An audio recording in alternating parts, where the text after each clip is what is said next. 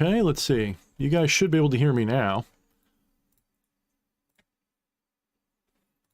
I'll wait till you guys confirm. But it should be working again. Let me know. Yep. Okay, good. All right. So you know what it was? Windows just had like a major update this week, and a lot of like devices are getting like reset. So apologize, guys. Anyway, that's probably for the best. I was being all embarrassing about my intro there today, so it took me a minute. Sorry about the delay, guys. I was responding to the call of nature, and that's all. No big deal. But yeah, so I'm here, and I figured I'd let you guys set the agenda tonight for what we're going to talk about. There is a lot that we can discuss. A lot of stuff going on in the political sphere. There's a lot of stuff going on magical sphere, and we'll talk about all of it. I want to get to all of it, but first let's say hello to all of our friends in the chat, as we always do. We got Wyatt Coverdale. He's here. He's got all kinds of questions. Oh, probably he's got a lot. He's saying he's sorry he wasn't here. That's okay, man, don't worry about it. You're here a lot, so you know, it's okay. You get to take a day off, man. I like to take a day off every now and then. I probably, you know what, I think next week my wife and I are thinking of doing a daytime stream. So for those of you guys who never catch a daytime stream, I'll see if I can figure it out early, but a daytime stream next week on Thursday might be a good idea. Maybe my wife will join me. Maybe we'll do it Wednesday or Thursday. We'll do it next week, and probably Thursday. And sometime in the afternoon, like 2 or 3 o'clock Eastern, probably is what we'll do. So we'll see what happens, see what my wife wants to do, but it'd be kind of fun. Let's see. Voss says, what's up? What's up, Voss? Faustine says, hello, everyone. Alexander C., always with the good comments, says, sup. Star Ruby says, hey, hey, hey, everybody. Hey, hey, hey. Who remembers Fat Albert? I always do. Shrieking Violet is here. The Purple Wrench. That would happen to be my wife. Kelly Meadows. What's up, Kelly? Been a little while. Atropa. You can hear me now, so that's good. Stu is here. What's up, Stu Henny? And I guess that's all the people. If you're here and you haven't said anything yet, and you're wondering why I didn't say your name, well, you got to say something if you want me to shout you out. But yeah, we're going to get into like all kinds of stuff tonight. I don't know exactly what like maybe the best conversation would be tonight. So, you know, I'm going to sort of let you guys get into it a little bit. One thing I will say is one of the really good things right now is that, so as in a lot of ways things seem worse, right? With what's going on in the world. But as things are progressing, like it's easier to see where it's going to go. And I feel way more confident and just way more comfortable about it. Even if it goes badly, it's like, all right, well, at least we know everything's going to be getting pushed back. But no, there's been sort of a resurgence of, you know, certain, we'll say, interactions in my spiritual life. And that's a really good thing. Part of it, you know, let me be brutally honest with you guys. You know, one of the dangers of non-dualism is you can get a little bit nihilistic.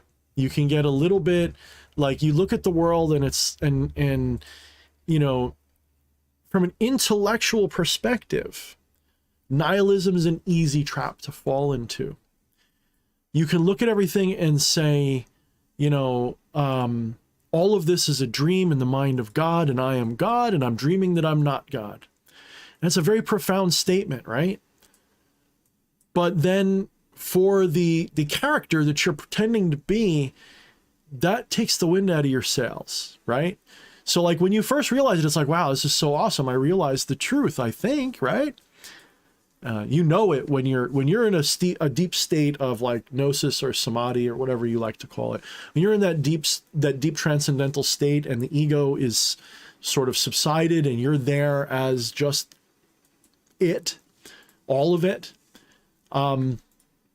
It's wonderful. It's ecstatic. It's simplicity. It's beauty. It's relaxing. It's great. You know, and the deeper you can go into that, the more clear it is. The problem is when you come out of it, sometimes you look at the world and go, you know, your intellect takes back over, your ego kind of, you know, rebuilds, right? So every time there's ego death, the ego comes back because the ego is not bad. The ego is your relationship to the delusion, and it's not a bad thing. All right. That's one of the things that I cannot stand about right-hand religions is their tendency to demonize the ego. The ego is it's not even broken. It's just something that, you know, it doesn't cause suffering. Ego is suffering. Ego is a form of suffering. And to make it so you're not suffering it actually isn't that hard to do, because it's actually not about what you do. It's about what you don't do. So it's actually an act of letting go. And so when ego reforms after these ego death experiences, it has a tendency to come roaring back in a way that can make you nihilistic. And you see that in a lot of non-dual traditions and cultures. You can easily get nihilistic to the point where, okay, so one of my weaknesses, right, as a spiritualist, as a non-dualist, as a metaphysician, as an occultist, as a mystic, whatever the hell you want to call it, one of those weaknesses of mine is that when I was younger, I was very superstitious and theistic for many years. I'm not saying irrationally so. I didn't believe like throwing salt over my shoulder and all this stuff, but I definitely believed in a lot of stuff that I know now was unreasonable. You know, I believed in literal creation in the Bible, for example, and I had researched it a lot, so I thought I understood like how like evolution was a lie. I was one of those people, like basically flat Earth in a very unfortunate sense. Okay. But as I got older, I'm obviously smart, you know, I'm obviously educated, at least I educate myself anyway. And I eventually came to realize how ridiculous a lot of the stuff I believed was. And as a sort of defense mechanism from the things that I was dealing with, I became a very hardcore rational skeptic. If you read Shadownomicon, you'll understand what I'm talking about. There was a lot going on that, like, it made me sick of all the superstitious stuff I was doing and going through. So I became extremely rational skeptic. It took a little while. At first, it was like sort of like in between. Like when my wife met me, she was really interested and excited in all this stuff. And I completely just like slammed the door in her face on it. She was like, oh, can we like, I don't know, like she was young and she didn't, can we do like, can we call spirits? Can we do, I'm like, yeah, about that. I don't do that anymore. Like, no, you don't want to mess with that shit. And just shot it all down. And I was kind of disgusted about it. And it was a defense mechanism. And I ended up becoming like a hardcore rational skeptic. So I went out and I tested the spirits. I did all the things that, you know, to like prove or disprove them, but with a critical eye. Like, this can't be real. Let's prove it's not real. And I more or less proved to myself that nothing was real about that stuff at the time.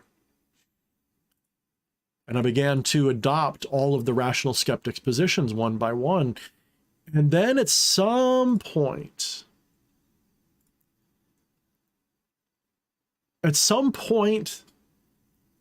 there was like a thirst in my heart for something more than just the materialist rational things that I could measure with my hands and my mind.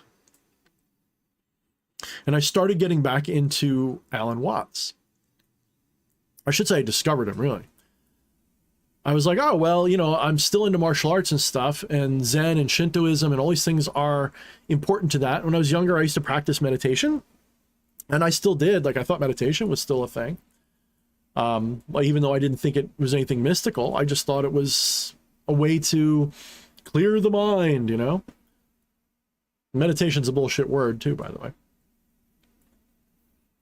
Really, literally means nothing specific. It doesn't mean anything. People use the word meditation to talk about pretty much anything. So I rediscovered Alan Watts, and through that I had a startling epiphany. A non-dual realization, and it was trippy and it was incredible, and I realized things that like I had thought my whole life but never really put together the way that I should have, you know, things that I sort of suspected and wondered, like, you know, then it all made sense. And then at that point I started to wonder, like, okay, you know, I don't really believe in anything supernatural anymore. But is it so wrong to investigate those things? Is it so wrong to practice some of those things for fun? You know, just as performance art even? And something clicked in my head. It was a speech by Alan Watts that he gave talking about how everyone should go to like these temples and, you know, salute the Buddhas and light the incense and let the magic, let the mystery, let the weird stuff in a little bit. Let the wonder in. And people don't even realize the word miracle means wonder. Miracle doesn't even mean like something supernatural. It means wonder, a wonder. It's a wonder. It's like it's a mystery. It's supposed to be a mystery, by the way. That's important. Maybe I'll explain why in a minute. So I decided to explore those things as performance art again. And when I did, it was like a collision of past and present and future. And I just sort of realized that I was lying to myself no matter which of the two extremes I was. When I was a hardcore theist, I was lying to myself. And when I was a hardcore skeptic, I was lying to myself. So what was left? Because there was obviously some weird shit going on, poltergeists and all kinds of crap I couldn't explain during these things that were real and are real and do happen. I had allowed nihilism, not benevolent nihilism per se, or optimistic nihilism, the negative kind, to sort of cloud me.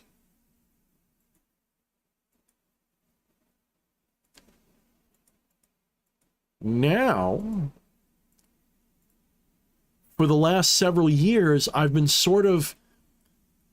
oscillating because I'm still not completely balanced. I went back to a very superstitious perspective. And then 2020 happened, threw me for one hell of a loop.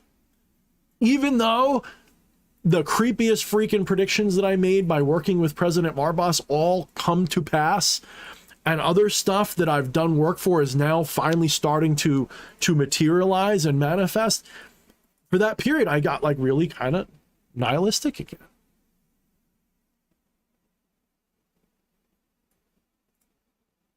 And here I am not feeling so nihilistic again. So nihilism comes in many flavors, you know. Nihilism can be, you know, there's no point. Nihilism can be hard skepticism. Nihilism can be like, you know, I'm not miserable about it. Like, I kind of wish it was a different way. Nihilism, though, always has one thing in common. Nihilism is always a rejection of the truth while you're accepting it. It's like, this is the truth, but I don't like it. That's what nihilism is. In my book. I'm sure in the dictionary it says something different, but in my book, that's what nihilism is.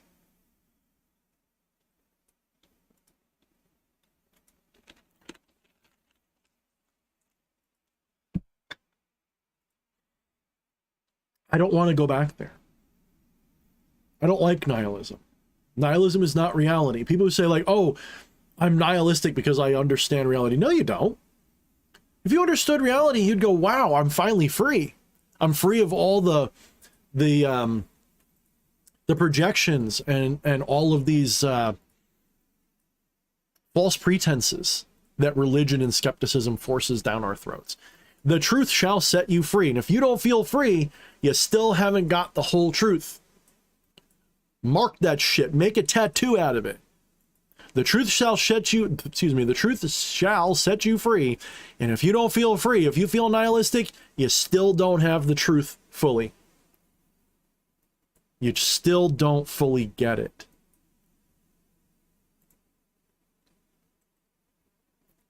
So, the truth is a big subject, but it's a simple one. There's only one truth. It's a simple truth.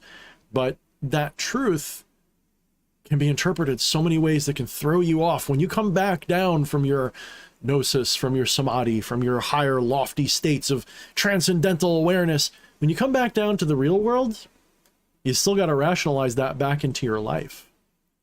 And that is where the nihilism can hit. And that is where the mistakes happen.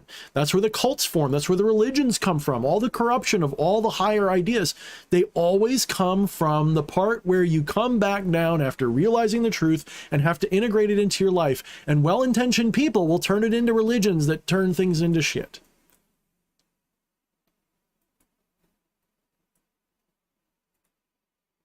That's right, Alexander. See, I don't disagree. Actually, it's not just nihilism. It's demoralization. It's dehumanization.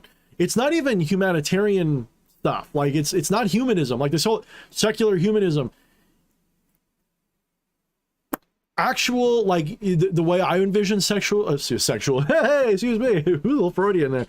The way I envision secular humanism is an optimism. It's a form of compassion in its it's like Star Trek, right? It's like Star Trek optimism, but that's not what they project out. That is not what they're giving us. They're giving secular nihilism, not secular humanism. They're handing out. So I agree with you, Alexander. So I think that's right. I think they are sort of trying to program everybody into a nihilistic state. And that is why you see so many people doing the give up on life. Let me just like fill the void with stupid, mindless pleasures and nothing of substance. I know how judgy that sounds, but it's not a judgment. I see it everywhere. You know, when you see people that the whole objective of their life seems to be just having fun. There's nothing wrong with having fun, but it's a vapid having fun. It's like, I just want to sit and scroll through my phone. I want to get drunk and stoned and laid all the time. And there's nothing wrong necessarily with any of those activities, by the way. It's the inability to be happy even while doing everything that you like. That's the problem. Yeah, the doomers, right? Exactly, Voss, the doomers. And they exist in every spectrum of politics and culture. You know, on the right, you have the doomers that say, oh, we're never going to beat the New World Order. They got us by the short hairs.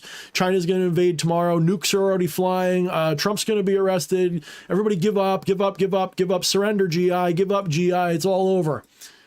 And on the other side, it's the climate change doomers that are scared shitless that any minute now the oceans are going to rise out of their beds and swarm us all with hot water and kill us. And it never happens.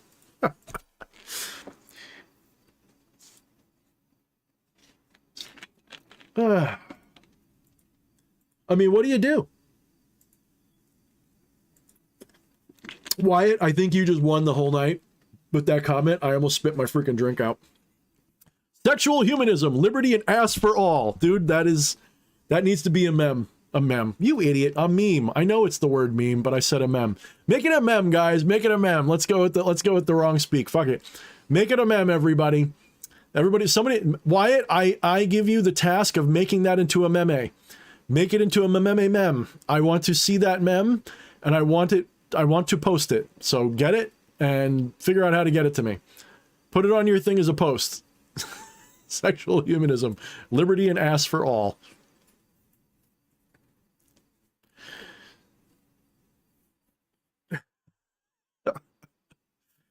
Oh, man. So yeah, you know, doomering, I call it doomering. I can't stand that, you know, like I get it. There's plenty to be pessimistic about, and I can get down in the dumps once in a while. You know, I'm a human being, goddammit. I can still experience depression and everything else, but there's a difference between like depression and absolute doomering. There's a huge difference. Dooming is like, there's no way out. Like that's okay. You know what dooming is? Dooming is when you're not content to be depressed and lost on your own. You want to drag everybody else down with you. Dooming is like, it's like when you try to infect everybody with your sadness. And the reason you're doing it is because you're desperately hoping that someone will pull you out of it and show you why you're wrong. But the problem is it's so toxic because when that happens, you bite the hand that's trying to pull you out.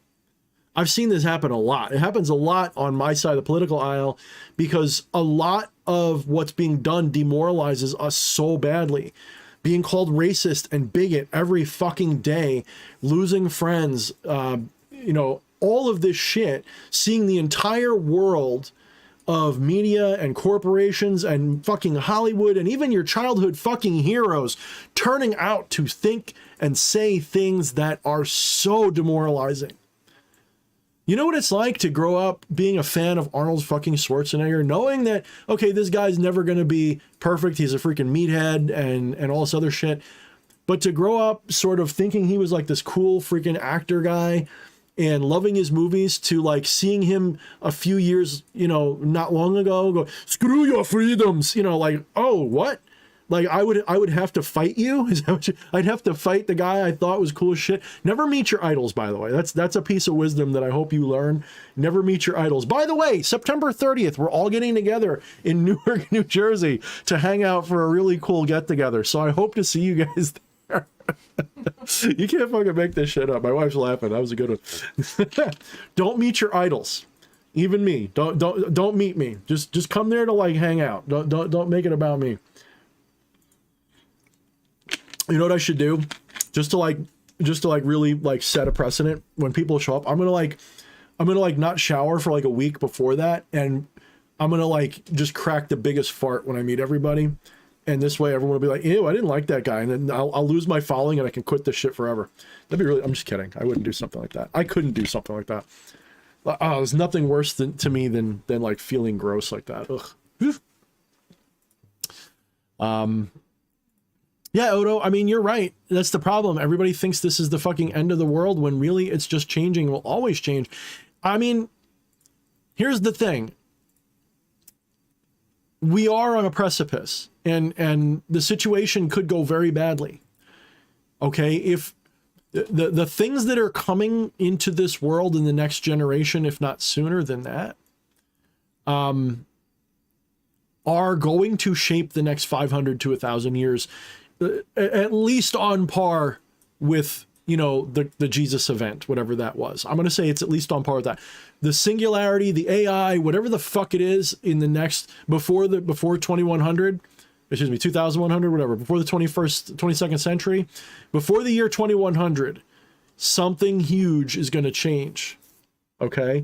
They know it. We know it. Everybody knows it. And they're all trying to position themselves to control that, whatever that is. And I think it has a lot to do with AI, obviously, with the ability for information technology to shape and hack people's minds. I think that's really what it is. And unfortunately, you know, they got a head start because they shaped a lot of this technology on us, because they did it with the intention of controlling us. So yes, we are swirling a drain, if you will. The doomers aren't wrong about that part. But the part they're wrong about is that there's no hope. The part they're wrong about is that they're going to win, or that we'll win, but we'll fuck it up. If you have that mentality, just don't show up. Just shut up, go hide under your bed, and let the world kill you, because that's what nature is. Just like you said, nature's always changed. I think Men in Black said it best when, you know, what's his name? Oh my goodness. I can't remember anybody's name. Agent K, Agent this and that. When what's his name, you know, said to Will Smith's character, there's always a such and so battle cruiser orbiting the Earth ready to blow us all up. The reason it doesn't happen is because we keep going out there every day. So there's always an asteroid hurtling towards Earth. There's always a pandemic. There's always some crisis that is about to end the world, because that's what nature looks like. That's the only reason why humanity has gotten to where we are, is because we've adapted to all of those dangers one by one and come out on top, to the point where we're the, you know, I wouldn't say we're the best, but we're the most dominant species. I don't know about best, but most dominant species for sure.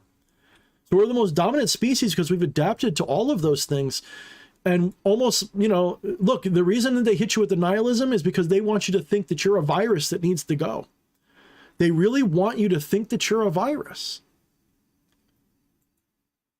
And that is, that's how they get you to give up. Actually, I had a really big conversation. It was actually short, but I mean, to me, it was a big epiphany. There's somebody that I was talking with on Facebook. They had put a post up saying like, this country's really changed. What do you think happened? And I was watching the comments and I saw a lot of people saying, well, America was founded on this, and that's why it's bad, and blah, blah, blah, blah, blah, and we're paying karmic debts and all this shit. And I'm reading these comments and then I saw a lot of people saying, well, it's human beings suck. And I'm sitting here reading this and I'm like, wait a minute. I get it. I know why everything sucks. You know why everything sucks? Let me give you guys a scenario. There's a house that you're renting that's temporary. And you fucking hate this house. It's everything you don't like. It's the wrong color. It's got like a toilet that backflows, right? So you don't like this house. What are you likely to do about it? Are you liable to try to renovate it and fix it up, or to contact the landlord and say, look, could you fix this up? No, you're more likely to just knock more holes in the wall because you don't care about it anymore. So if you hate your country, if you think your country's evil, if you think that the past of your country is irredeemable, like, oh, we had slavery and we had genocide and stuff, like, there's no denying these things happened. Okay, that's all true. And people go, well, America's terrible and it's irredeemable. And then I go, okay, now compare America to every other country at the time. Go compare America to literally every other country in the world even now. And we're not anywhere near the bottom of the list. We've never been near the bottom of the list. We've always been near the top, the middle to the top, depending upon what you're talking about. Nothing's been perfect. No country is. No country has avoided all atrocity, certainly not in its entire lifespan. No culture is innocent. No race is innocent. Everybody's enslaved somebody. Everybody's committed genocide somewhere in antiquity. Every culture has profited off the doom of some other. That is unavoidable. Does that mean that we should all be dicks to each other and just let it all burn? They want you to hate your country so that you don't care when they destroy it out from under you. They want you to think that all humanity is garbage so that when they start doing what you know, what we all know that they plan on doing, and I think you all know what I'm getting at, when they start doing that and start acting like it's all our fault for being, polluters or something like that, overpopulated, when they start, a lot of people are going to fall for it because they've been indoctrinated to hate themselves. They've had their minds filled with nihilism to the point where there's no point in fighting back. If you hate yourself, don't you stop taking care of yourself? This is one of the reasons why, and of course I would never advocate on YouTube, by the way, it would be totally illegal. This is why people who take certain psychedelics and they'll take ayahuasca or something like that, they'll go in with all these fucking problems, alcoholism and self-destructive behaviors, and they'll come back out with a new lease on life, loving themselves, and they try to get, and they are cured in a lot of cases. Not all, but it seems to be effective for some people. Why do you think that is? Because their ego's been dissolved and they got reformed in this realization that life is beautiful. This world is beautiful. We never left the fucking Garden of Eden, everybody. The part that kicked us out was our own ego. The ego sitting there going like, oh, we're not good enough. All of that is what's done it. They want you to give up on it. They want you to just say, yeah, take it all away. Take everything, like the whole song goes. Go on, take everything I want you to. That's literally what they want. They want you to just shut up, sit down, let them do what they want.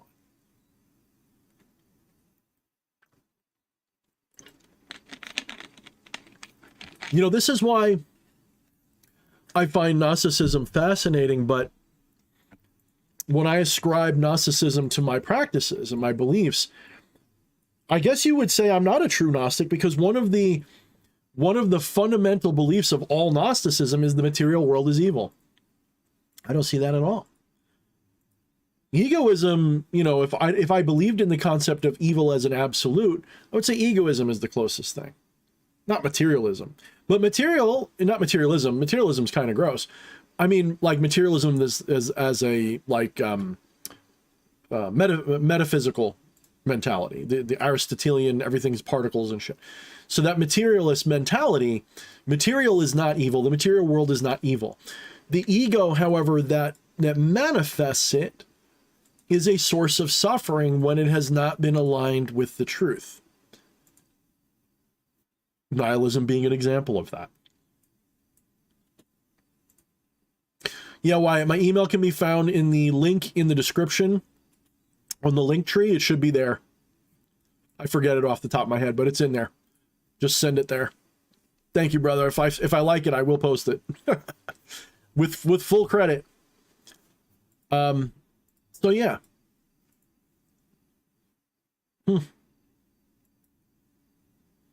Isn't that something though? Isn't that something how it's always like that? And people have been letting them do that to us for a long ass time now. So many people have sat there letting them demoralize. One of the most demoralizing belief systems I've ever come across was, of course, organized religion, especially right-hand path religions like Christianity. That's not to say Christianity at its core is always that way. You know, I know a lot of Christians that see it completely differently, and I understand why. But the churches thrive on you thinking you're a sinful piece of crap that needs them to go to heaven. So it's in their best interest to make you feel like an evil sinner that can't go to heaven without their help. And so it's just full of demoralization. Now, there's other versions of it that don't do that. There's plenty of churches out there. I have Christian friends. I don't mind telling you guys. I have Christian friends that have a completely different experience of this. And some of them are, maybe they got Stockholm syndrome, or maybe they've been gaslighted so much that they believe it.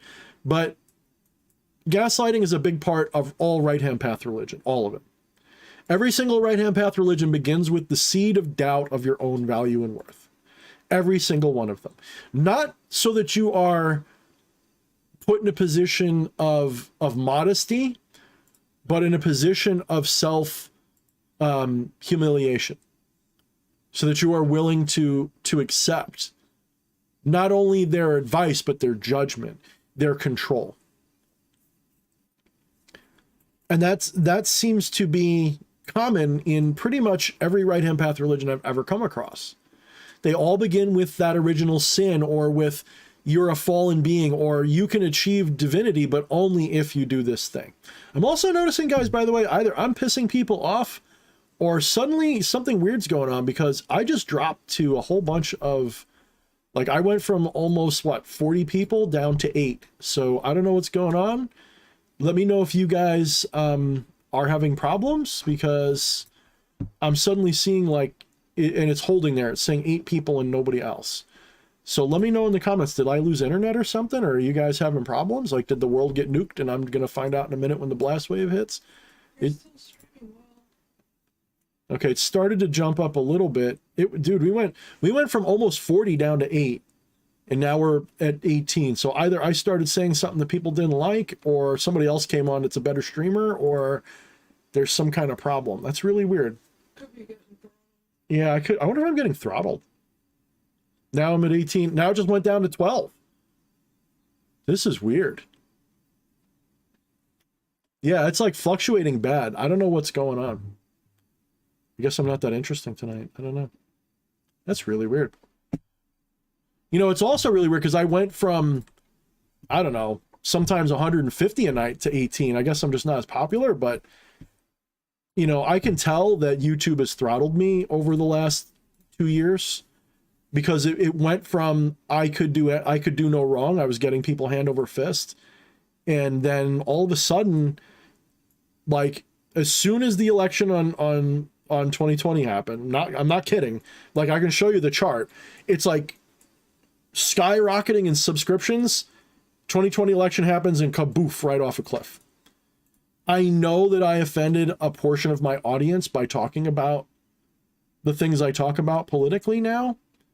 I get that, but it still doesn't quite, like, I expected to lose 10-20% of my audience, not 85% of my audience, right?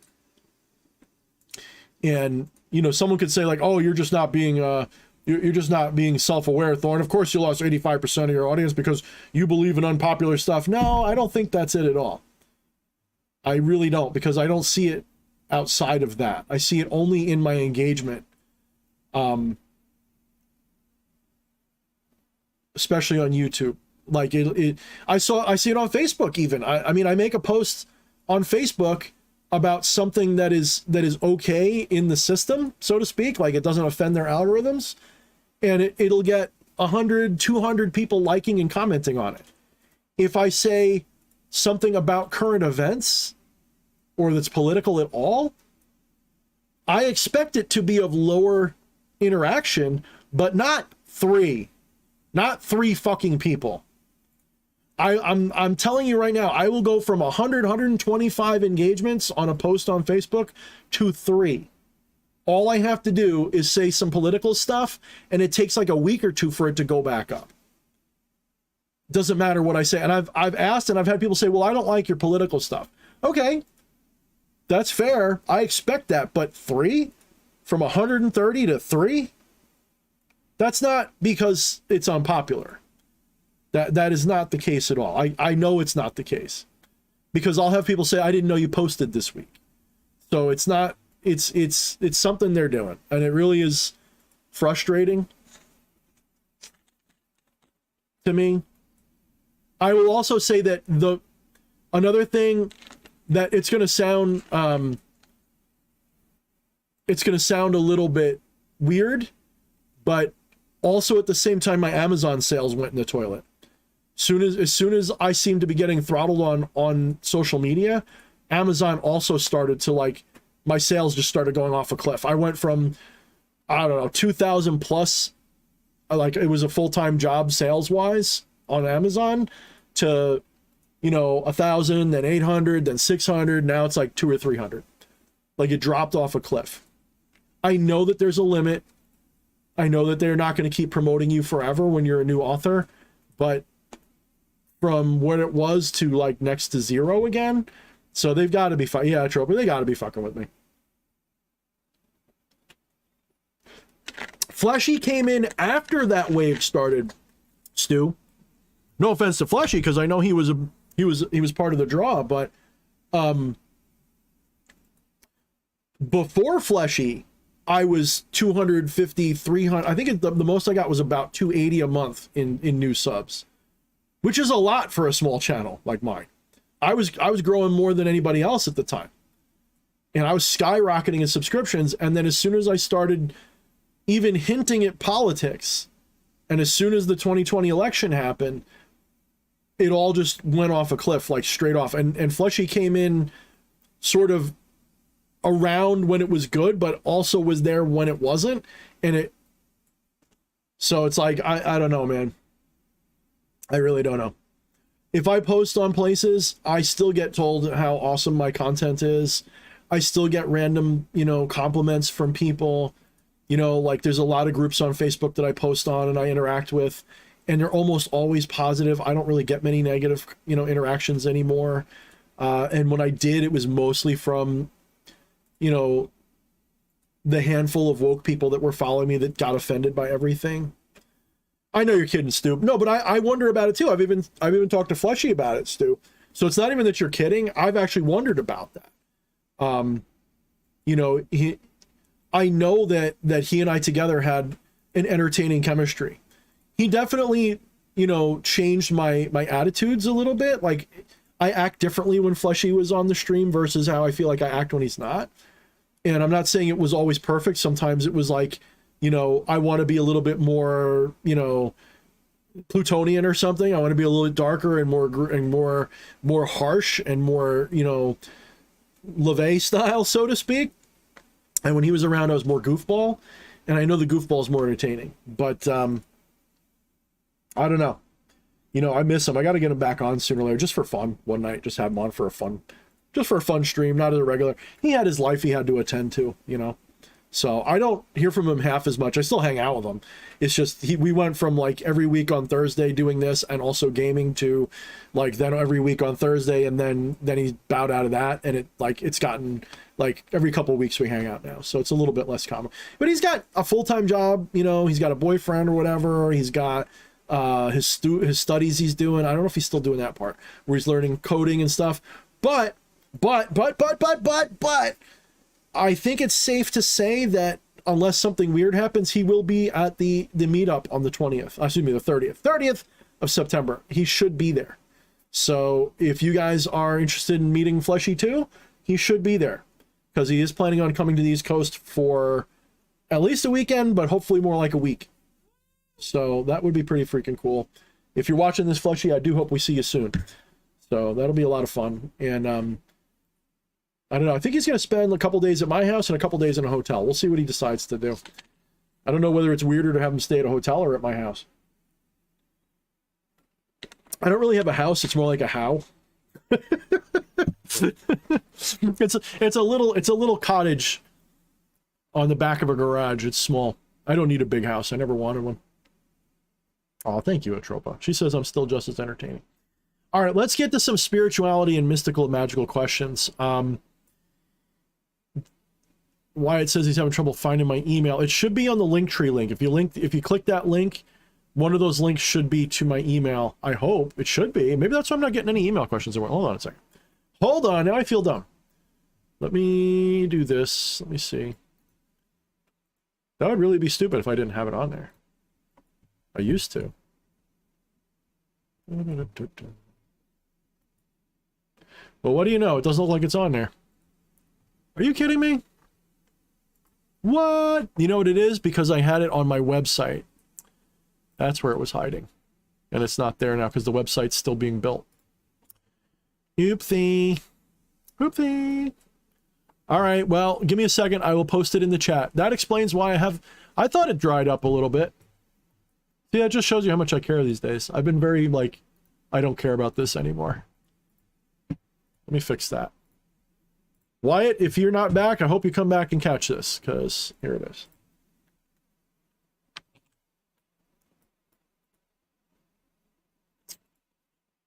Pin.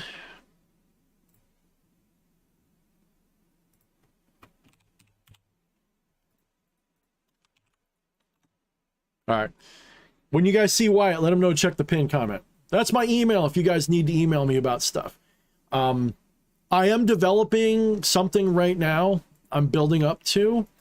It's really hinging on this current book that I'm writing. If I can't finish this book, I may just take a vacation from doing some of this stuff for a while because it's a burnout project if it doesn't work. If it does go through the way I want it to go through, then it will become the focus of my work, spiritual work, for quite a long time. There's a part of me that sort of wants to take a break from things. The problem is I don't really. It's more of like a burnout thing. It's not because I don't want to do it. It's like an ADD burnout. And if I'm not feeling that inspiration that makes me creative, then I feel like, why am I doing this? I just feel like it's a job and it's not cool anymore. I don't have enough Taurus energy in me. I guess that's what it is. Too much Aries, too much fire. I need a little bit of earth or water or something, or at least a little bit more earth. I'm pretty balanced, but I am definitely fire, mostly fire. So, so if this new project works, if I finish this book the way I'm intending to, if I can get it to work, the way I want it to, and it's not just like Become the Maelstrom 2 with extra steps, if it can become like the new hotness, the new, we'll say, state of the art of what I'm doing, then it will become the groundwork for what's on my website. And I will put the short version of the book in a lot of ways for free on the website. The intention being to sort of emulate what Temple of Ascending Flame does, but do it my way, do it in a way that's, that's got my own vision and understanding in it, to sort of create a resource for self-initiation, all that kind of good stuff, and make it available to people. And you know, if people want to get more involved, they can. And if they don't, that's fine. There's going to be a lot of stuff on there that's meant to be, you know, exoteric, shall we say. You know, that's a good topic of discussion. Like, what's the difference between esoteric and exoteric? And I know that, like, the esoteric is the secret. And there's a lot of meaning to the word esoteric. If you think about it, esoteric doesn't just mean that it's occulted and hidden and you got to play Da Vinci Code games to understand it. Esoteric means you are learning about the hidden. You're learning about the hidden, and the hidden is the truth. The truth is hidden in plain sight, but it is hidden. Most of you don't see it because you're so fixated on the shiny explosions of the sensual material delusion. You know, you could call it the simulacrum, Maya, the veil. You're so hot to trot with this stuff. That's all you really seem to care about. And you don't see that oblivion is everything. You don't see the oblivion that's at the corners of your vision, that's behind the surface of everything. You don't see the divine because you're focused on the solid, the illusion part. So the esoteric, the one meaning of the word esoteric is to see the hidden. To see, that's also occultism. One meaning of the word occultism and esotericism is not that it's just a secret boys club or girls club that you keep the truth from people. That's just one way the word is used. What it really means is to see the occulted truth, to see the esoteric side of mystical, spiritual, metaphysical reality. That's really what esotericism and occultism really boils down to. Now, what does that mean for exoteric? Well, exoteric obviously is less secretive. That's the part that's more obvious. That's the more obvious stuff.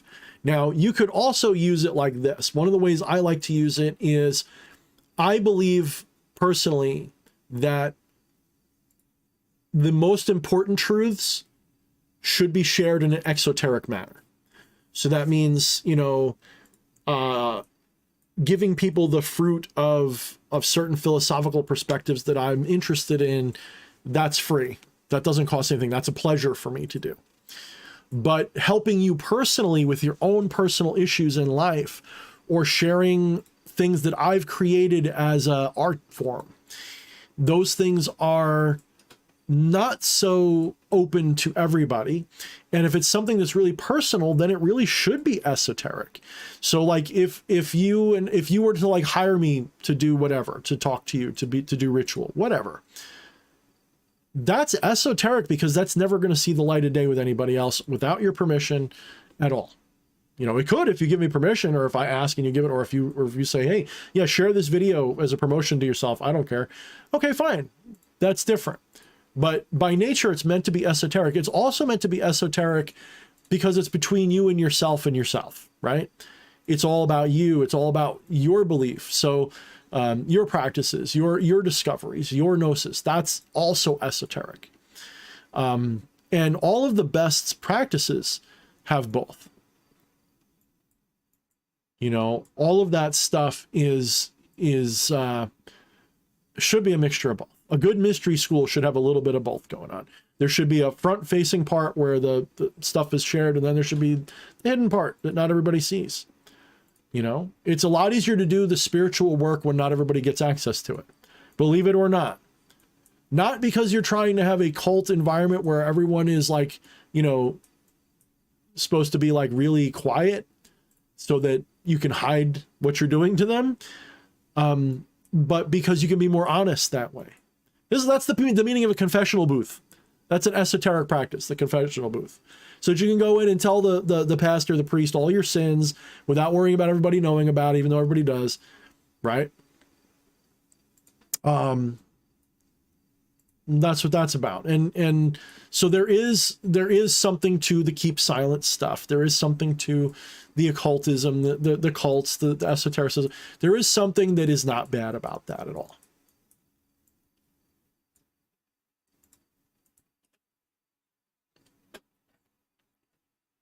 So, yeah, you know, if this project works out, expect there to be new invigoration, we'll say. If not, then I will take some time off. like some actual time off. Like I'll close up shop for a while, take a month off or something, not post any videos. I haven't posted a video in a while, have I? You know, content creation is just, that's another reason why I think that my engagement on my streams is down, because I'm just not posting videos like I used to. I'm not making waves. I've sort of like backed off a bunch.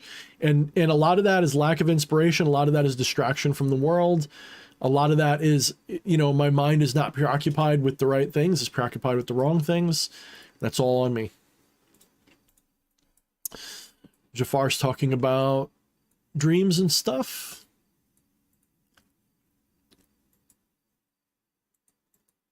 I don't know what he means by member names and confidences are withheld, but I would say yes, that sounds like a good idea. If you're ever joining any kind of organization, yeah, you should always have confidence in stuff, in your privacy. It says, I do expose people for one act of pederasty or sexual assault. Yeah, I would agree with that. Like, we've had people in my community, there was one person in particular. I don't have to name them anymore because they're gone. I probably should, though, so that you know to watch out. But there was a guy that was active in my community for a while, and, you know, there was always a little something icky about him. But we sort of said, well, he's never done anything wrong. So even though it feels icky and I feel like, you know, like this isn't like there's something off, I can't hold anything against them. They've been really nice to me.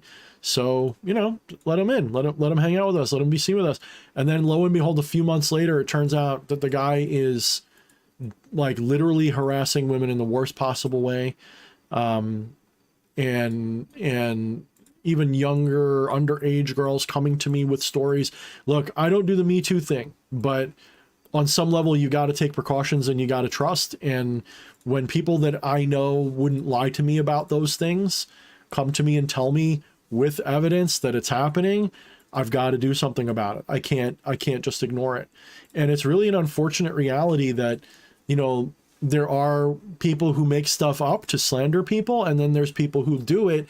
And this is okay. So this is why, like, all that Me Too stuff is a bit problematic when you have a lot of the fake stuff going on, is because when it really happens, people don't listen to it.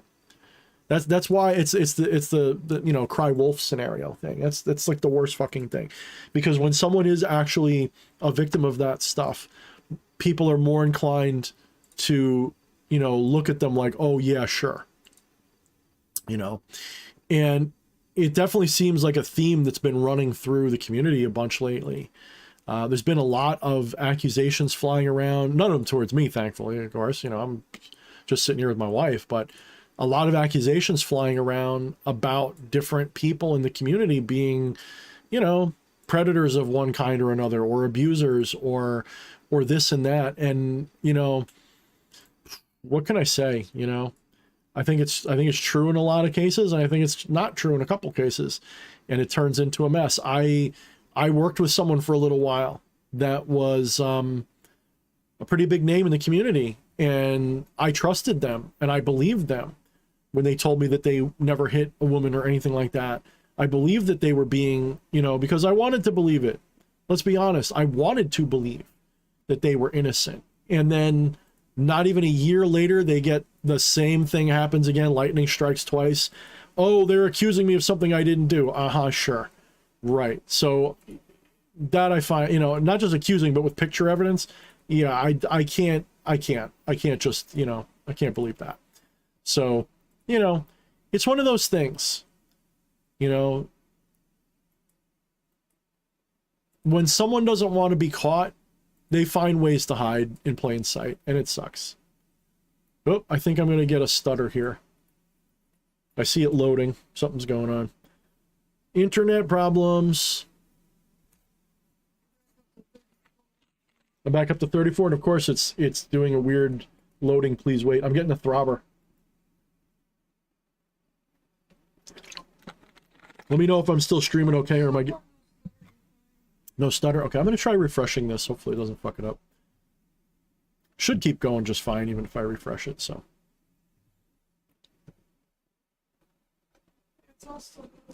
Okay, yeah, I think it was just, I don't know what's going on. Maybe it's my computer. Maybe it's just my computer. It needs to be dusted. It needs to be dusted for fingerprints. See if the FBI was here.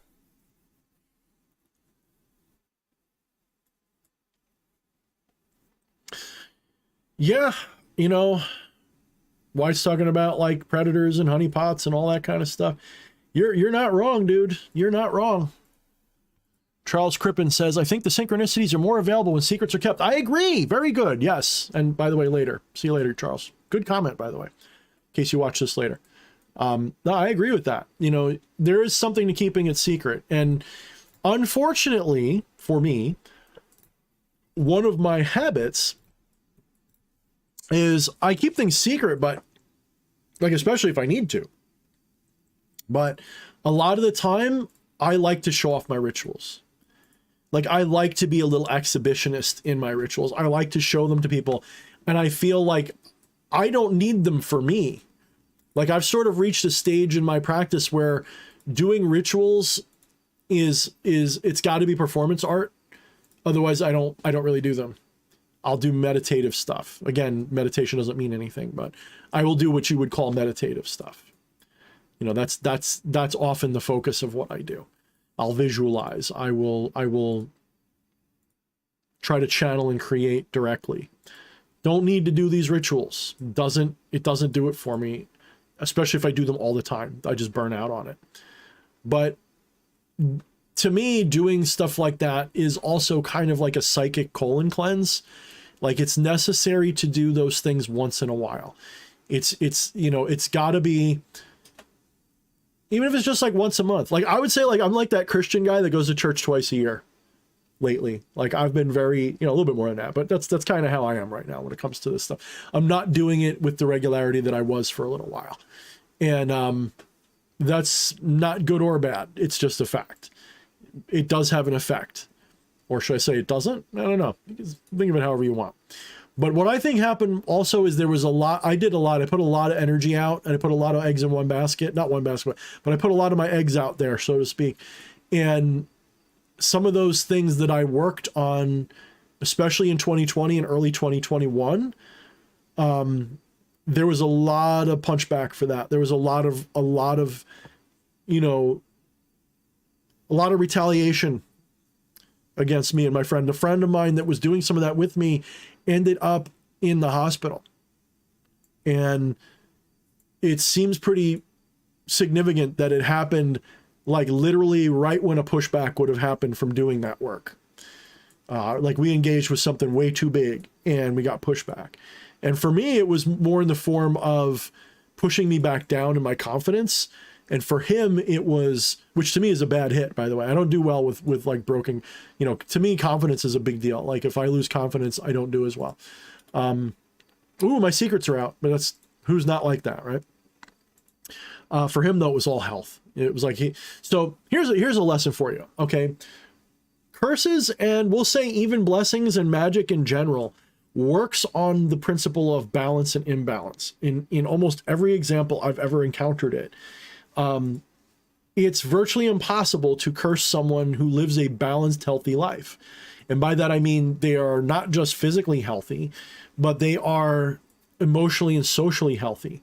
If there's someone who is charitable and kind and courteous and compassionate, and, you know, they work their job and they do their life and they're fairly balanced, usually even the most powerful thing you send at them will turn into a leaky roof. You know, it'll literally be an inconvenience. It won't do anything. But if you get somebody who's got a lot of negativity flying at them already and is already like, you know, there's a lot of imbalance in their life, then whatever you're trying to do will hit that much harder. And like a blessing rebalances that stuff in a gentle way where they benefit, and a curse is more likely to hurt. So, you know, and all of those kinds of things, working with shadow people is my favorite, because it's very, very, very much a sink or swim, learn or die kind of thing. You know, it sends their worst thing at them, and it's all self-imposed doom. If they heal and if they grow instead, if they stop doing the thing that I'm hitting them for, nothing happens, because they stopped doing the thing. They went away. So, but, you know, so there's a lot less kind of like any sense of responsibility or guilt involved. It's more like let them reap what they sow type of thing, but with a lot of extra oomph. Yeah. So think of it this way. Like, let's say you're trying to, here's a really good example. I'll use the mundane, most mundane, results oriented magic I can think of. You're doing a spell for financial gain. So we all know that you don't just do the spell and walk away and do nothing. You do have to walk away and not think about it. That's true. It's very important to let go of your intentions, but you got to put it into action now. So you've got to do something active that encourages this thing to happen. Even if it's something indirect, you've still got to do something that is in line with it that encourages it to happen. So, if it is for financial assistance, yeah, you might do you might buy a lotto ticket, right? But that's very, very unlikely. It's not really a big proactive step. It's just kind of like an opportunity.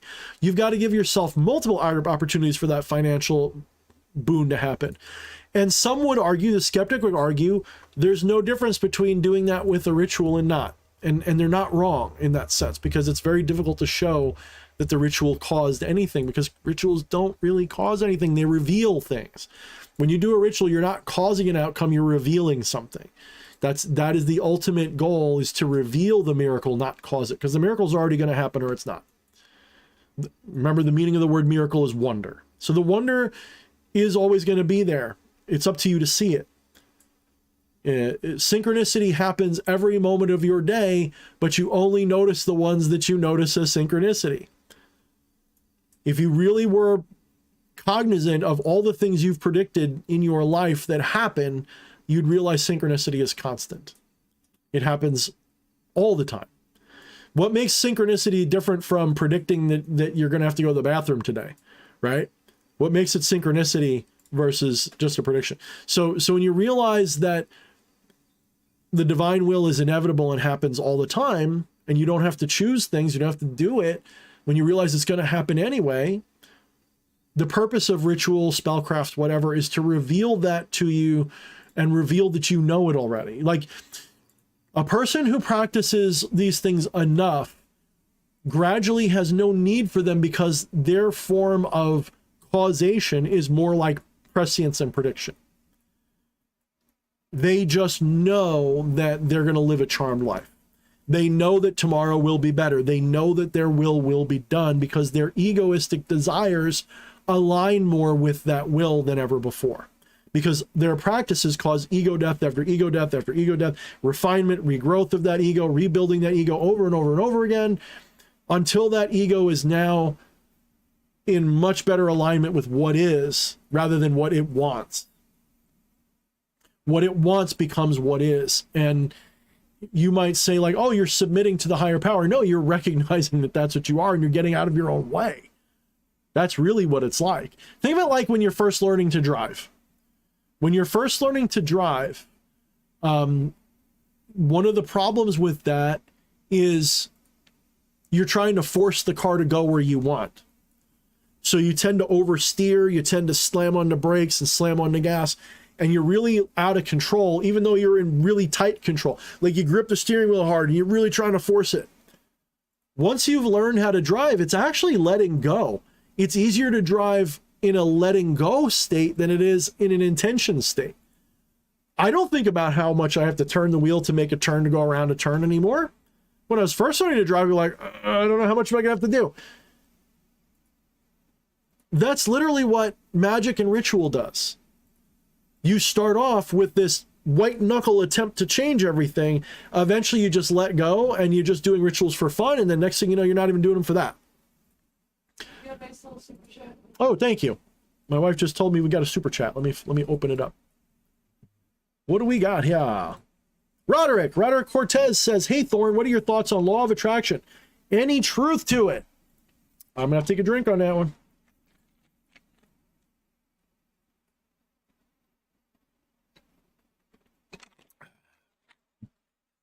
Law of attraction.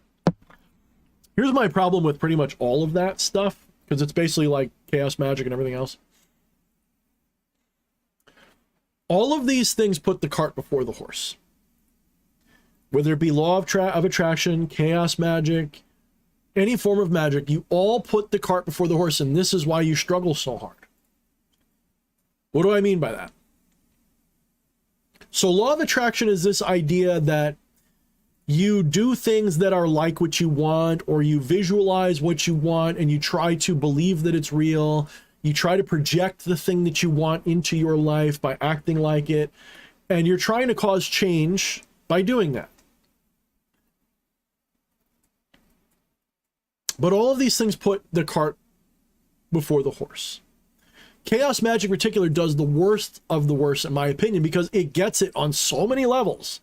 But then at the last minute, it puts the cart before the horse. It says, I want to condition my subconscious mind to do what I want. And my thought to that is, if you understood psychology properly, you'd understand the subconscious mind is what causes pretty much everything already, including the desire to control the subconscious mind.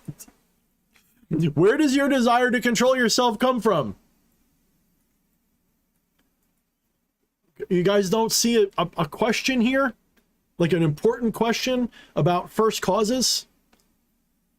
The ultimate first cause is the observer, the infinite witness, the divine, behind the eyes and all eyes, okay? That's the ultimate first cause, and it's way back there, way behind your desires, way behind your intentions, way behind all of that is the silent infinite witness, the observer, consciousness, the divine, whatever word you want to use for it. It's behind everything. It precludes everything. It is the thing in which all things occur or appear to occur. And the will is what manifests those things that occur.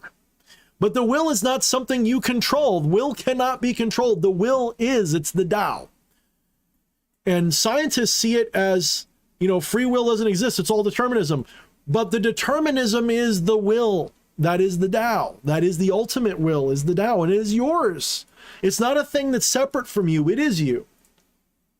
So when you're practicing the law of attraction, you're still trying to put the egoistic desire side in control over the ultimate that you are. With the funny realization, if you think about it, what's causing that desire? Where's that coming from? Where's this all coming from? How can you change on purpose if you're the thing that's changing? How does a steering wheel turn itself? You're literally thinking in terms of like, how do I make my steering wheel turn by itself?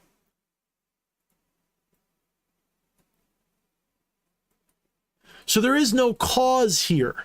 Not in the egoistic sense. There is no cause here. You cannot, by way of whatever technique, make something happen.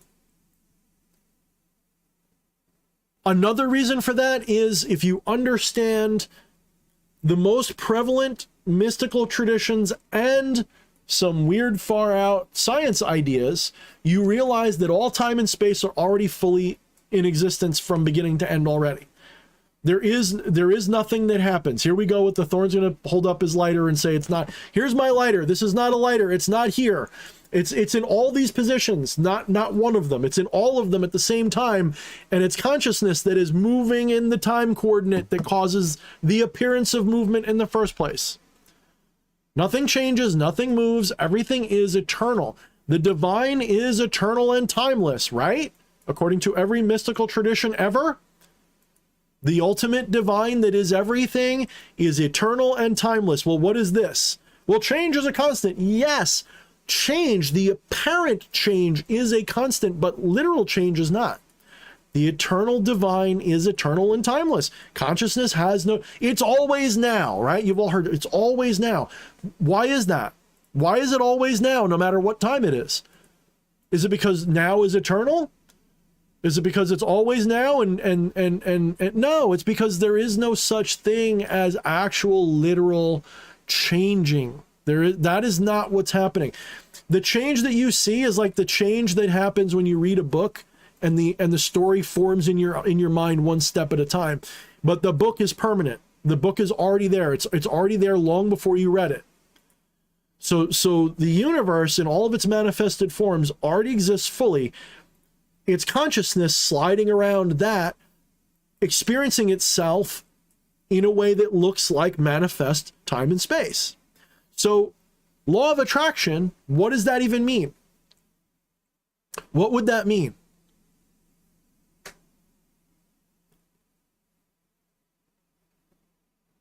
Well, from this perspective, it means that you will have the experience of it working or not working. You will dutifully carry out all the things that they suggest that you do. You'll act like you're already a millionaire, or you'll visualize that it's already true, or whatever it is that you do for law of attraction, because there's a couple different methods. And then you will get the feeling like it worked because something like what you looked for happened. And you'll think, I changed the world. But you didn't change the world. You changed the world that you see, like changing the channel on a television.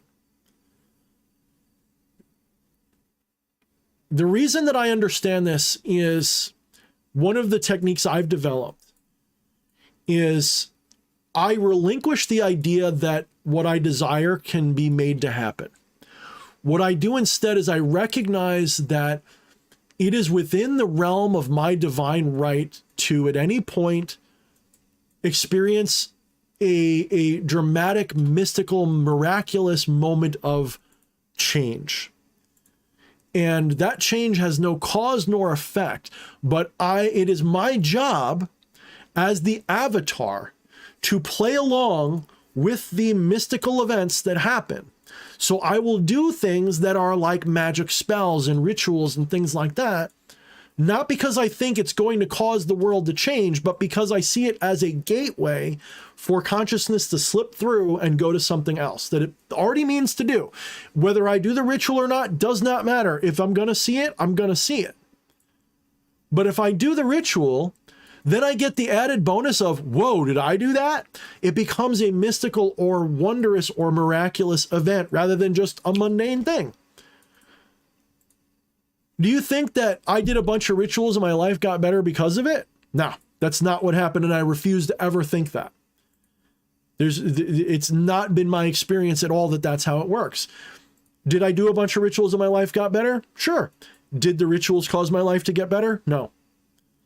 No, they did not. Maybe that's why I have a healthier perspective on this than a lot of people. I don't get superstitious about it. People are like, oh, you did the ritual wrong. Use the wrong candle color. You're going to hell. Okay, whatever, dude. Sure.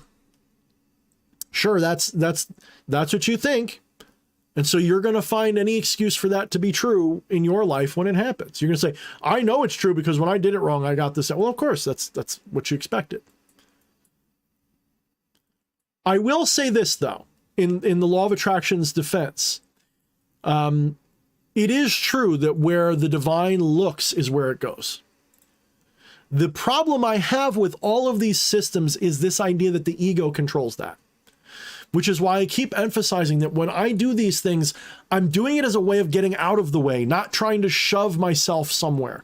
So when my spell work has the most effect is when I'm doing it not because I'm trying to motorboat somewhere, but because I realize the wind is blowing that way and I have to raise my sails to catch it. It's a completely different mentality. I realize that this thing is probably going to happen and I want to hitch my sails up to it so that when we get there, I go, whoa, I blew myself here. It's like, I know that certain things are probably going to happen, not in the specific sense, but I know that certain developments over time are coming. Like the clouds will part.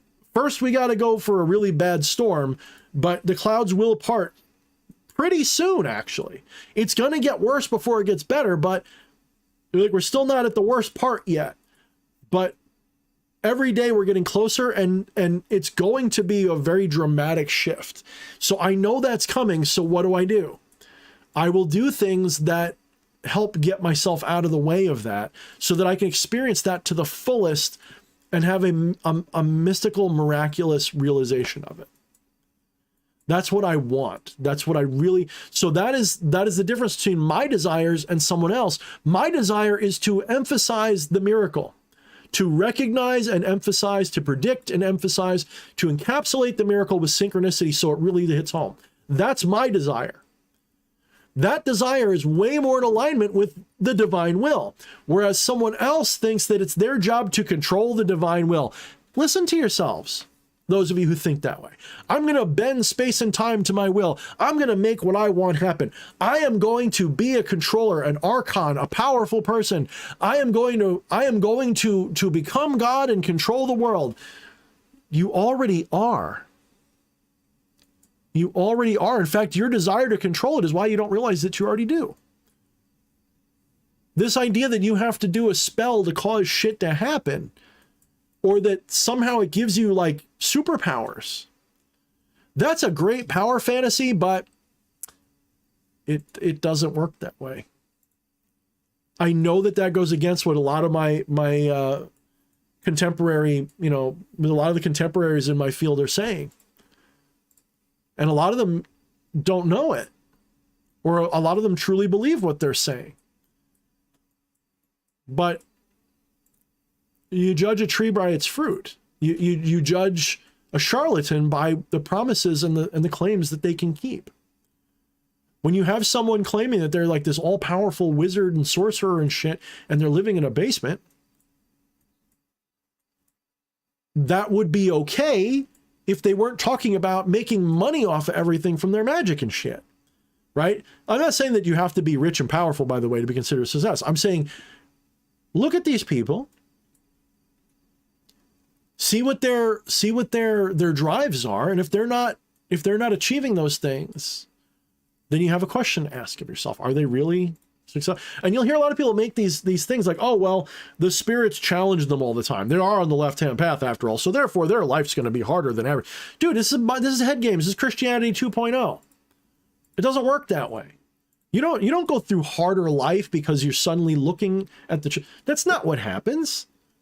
Oh, the guides put you through the ringer because that's what they do. No, that's not what they do. You put yourself through the ringer. Period. Even if you think those are guides, that's still you in another form. You're putting yourself through the ringer. Period.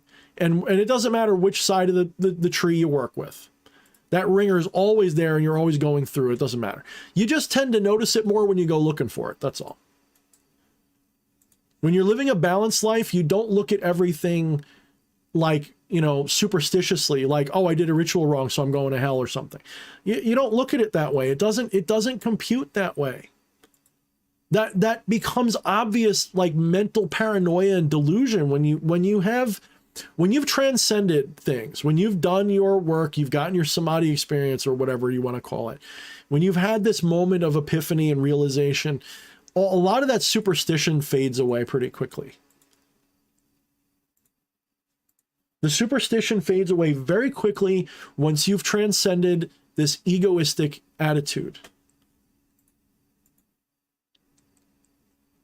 That doesn't mean that miracles cease. It doesn't mean that everything becomes nihilistic, rational skepticism. All it means is that you stop having magical thinking about everything. So one of my favorite things Al Watts talked about was getting out of your own way and having faith and trust in the divine self, the universe, to do what it does. To trust that, yes, even if you're having the worst experience of your life, it's not that it's necessary so you learn something, but it is what the divine is doing, and you have to trust that it's doing it, and you're going to wake up when it's over and go, wow, that was incredible. You have to think of life like it's a virtual reality drug session or something where this life is an illusion and you're so drugged out you think it's real, and when it's over you're like, wow, that was one hell of a trip. No, dude, then you see aliens. Yeah. Look, I'm not even gonna say one way or the other on that one. I mean, that to me, it's like I got my hands full just with what I'm working on. I don't even want to get into the alien shit right now. I mean, the alien stuff is, I've never seen a UFO, but I've definitely had what I thought were encounters when I was younger of some really weird stuff that was like that, but no UFOs. And one of the things that I am rationally skeptical of is, alien abductions and the whole Greys are here and they're Alpha Centaurians and whatever, the some are reptiles and some are this and some are from Vega and all that stuff, the Nordic aliens and all that stuff just kind of rubs me as just, a way to make conspiracy theorists look stupid. Does that mean that we've never had UFOs or recovered them or something? I don't know. I'm very open to that. I think it's possible in some level. But my issue is this with the whole aliens thing. And it's always been this for a long time now. Knowing what I know about science and physics, it appears to me that it is an incredibly inefficient and anachronistic idea that we need to transport bodies across space to other planets. When I personally believe that when a civilization is advanced enough to get, when a civilization is advanced enough to reach other star systems with some part of their technology, they won't be sending living human beings to do it. We will be sending AI programs to do it. And maybe they will bring with them, zygotes or something. And, sort of like the Man-Seed books. I don't think we're going to be sending faster than light ships to warp around Star Trek style. I just don't see that. Even if, okay, let me put it like this. Let's say you had warp drive capability. Why would you send living, breathing people if you could send an AI program? Because by then you'd have really good AI. Why would you send a living, breathing person when you could send some form of AI with a much smaller ship, taking much less energy, with no food and fuel issues? It's literally an automated ship that goes to where you want. It could be the size of a suitcase, goes to the destination, collects some resources, churns out an incubator, pops a baby out, and then uses that. So that's the only way I can think of that you'd get biological life in a practical way to another system. Does that mean it's the only way? No, of course. Maybe if you got warp drive, you would send real people. But to me, that seems like, think of it this way. Right now, we have the technology to send somebody to Mars. Why don't we do it? Why don't we do it? We have the technology. People say, oh, no, we don't. Yes, we do. We just don't have the infrastructure. So that's the point I'm making is it's possible, but you wouldn't do it. You'd send probes. You'd be sending probes to other planets. So if aliens have ever come here, it's been in the form of a probe, most likely. That's my, and I'm perfectly happy. I'm totally open to being wrong about that. If a gray alien walks in and says, nope, you're wrong. We flew here from Alpha Centauri 45 and we did it with a UFO and we can travel faster than space and time. It's easy as fuck. You guys just didn't figure it out yet. And when you do, it's going to be awesome. By the way, welcome to the universe. Okay. I am not going to argue with that little gray dude and say that didn't happen. I'm not going to be upset. I have no ego in this at all. But my hunch is that if they are gray aliens or whatever, those are some kind of biological probe, if they're biological at all. They might even be projections in your head. Maybe they're beaming stuff into your head and communicating with you. I don't know. Because the way I think of it is, if they're advanced enough to get here, they're so advanced that they're beyond the singularity. They're beyond what we would call the singularity. They're a type 1 or at least a type 1 civilization, probably type 2 or better. If they're that kind of thing, they're so advanced to us technologically and hopefully every other way that the idea that they would, so think of it like this, go back 100 years or so and look at the science fiction of like the 1800s. They would envision getting people to the moon by shooting them out of a cannon or, airships that have like all these things that are just nonsense. We look at that and go, wow, that is a really dumb way to think of it. Well, take ourselves 1,000 years in the future when we can travel to other stars or something and look at what we will think of our ideas of UFOs today will be ridiculously backwards. It's probably going to be something so unlikely, it's probably going to be something like they're beaming energy around or something. It's probably going to be something like that. It's probably not going to be a UFO with an engine and a cockpit and control knobs and shit like that. That's so like anachronistic to someone in that kind of advanced situation. Look at your computer. Look at Star Trek. Look at what Star Trek predicted the future would be like. And we've got stuff 10,000 times better already. Their strongest computer in Star Trek is in your hand. So when you look at, like, especially the old Star Trek, the original series, you look at their most advanced technology, you're like, we could do that. Pretty much everything that they have, except the warp drive and the teleporter, we can pretty much emulate pretty much everything they got. Do the same thing or better. Just about. Like, all the more reasonable stuff we can do. I promise you. So, what's going on? You know, obviously fiction gets into people's heads and makes them have expectations that isn't true. Apply this same thing to magic and mysticism, by the way. Apply the same kind of rationality that I'm giving you here to your magic and your mysticism. If you look at secret societies, you look at Rosicrucians, look at all these different cultures and mystical groups and stuff, and look at the Golden Dawn, look at all, someone mentioned Crowley, that Crowley would agree with me. I think in a lot of ways he would. I think in a lot of ways he wouldn't. I think a conversation between Thorne and Crowley would be a productive one. Of course, that's if you could stop like doing drugs and fornicating everywhere long enough to have a conversation that was rational with me. But I would enjoy that and see what comes up of it. But look at all these things and you see that all the superstition that is pawned off these days as real magic is really just charlatanry. Some of it is benevolent charlatanry and some of it is not. There's a lot of malevolent charlatans out there. And you got to watch out for that. You know, the ones that are promising works, even some of them that are my good friends, by the way. It's one of those things where it's like, I'm not going to judge, but it's not what I would do.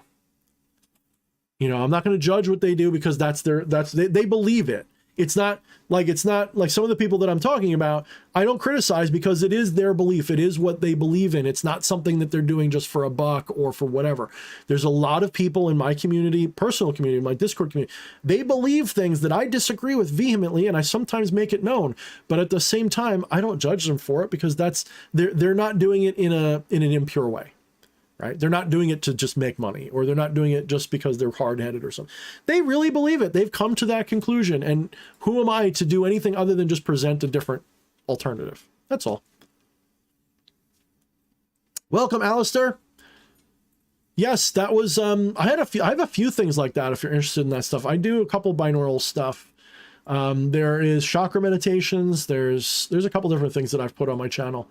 So check it out. I'm glad you welcome. Hopefully my politics and stuff don't piss you off. I don't know what you're interested in. You don't know what you're in for here, but yeah, I'm a different kind of guy.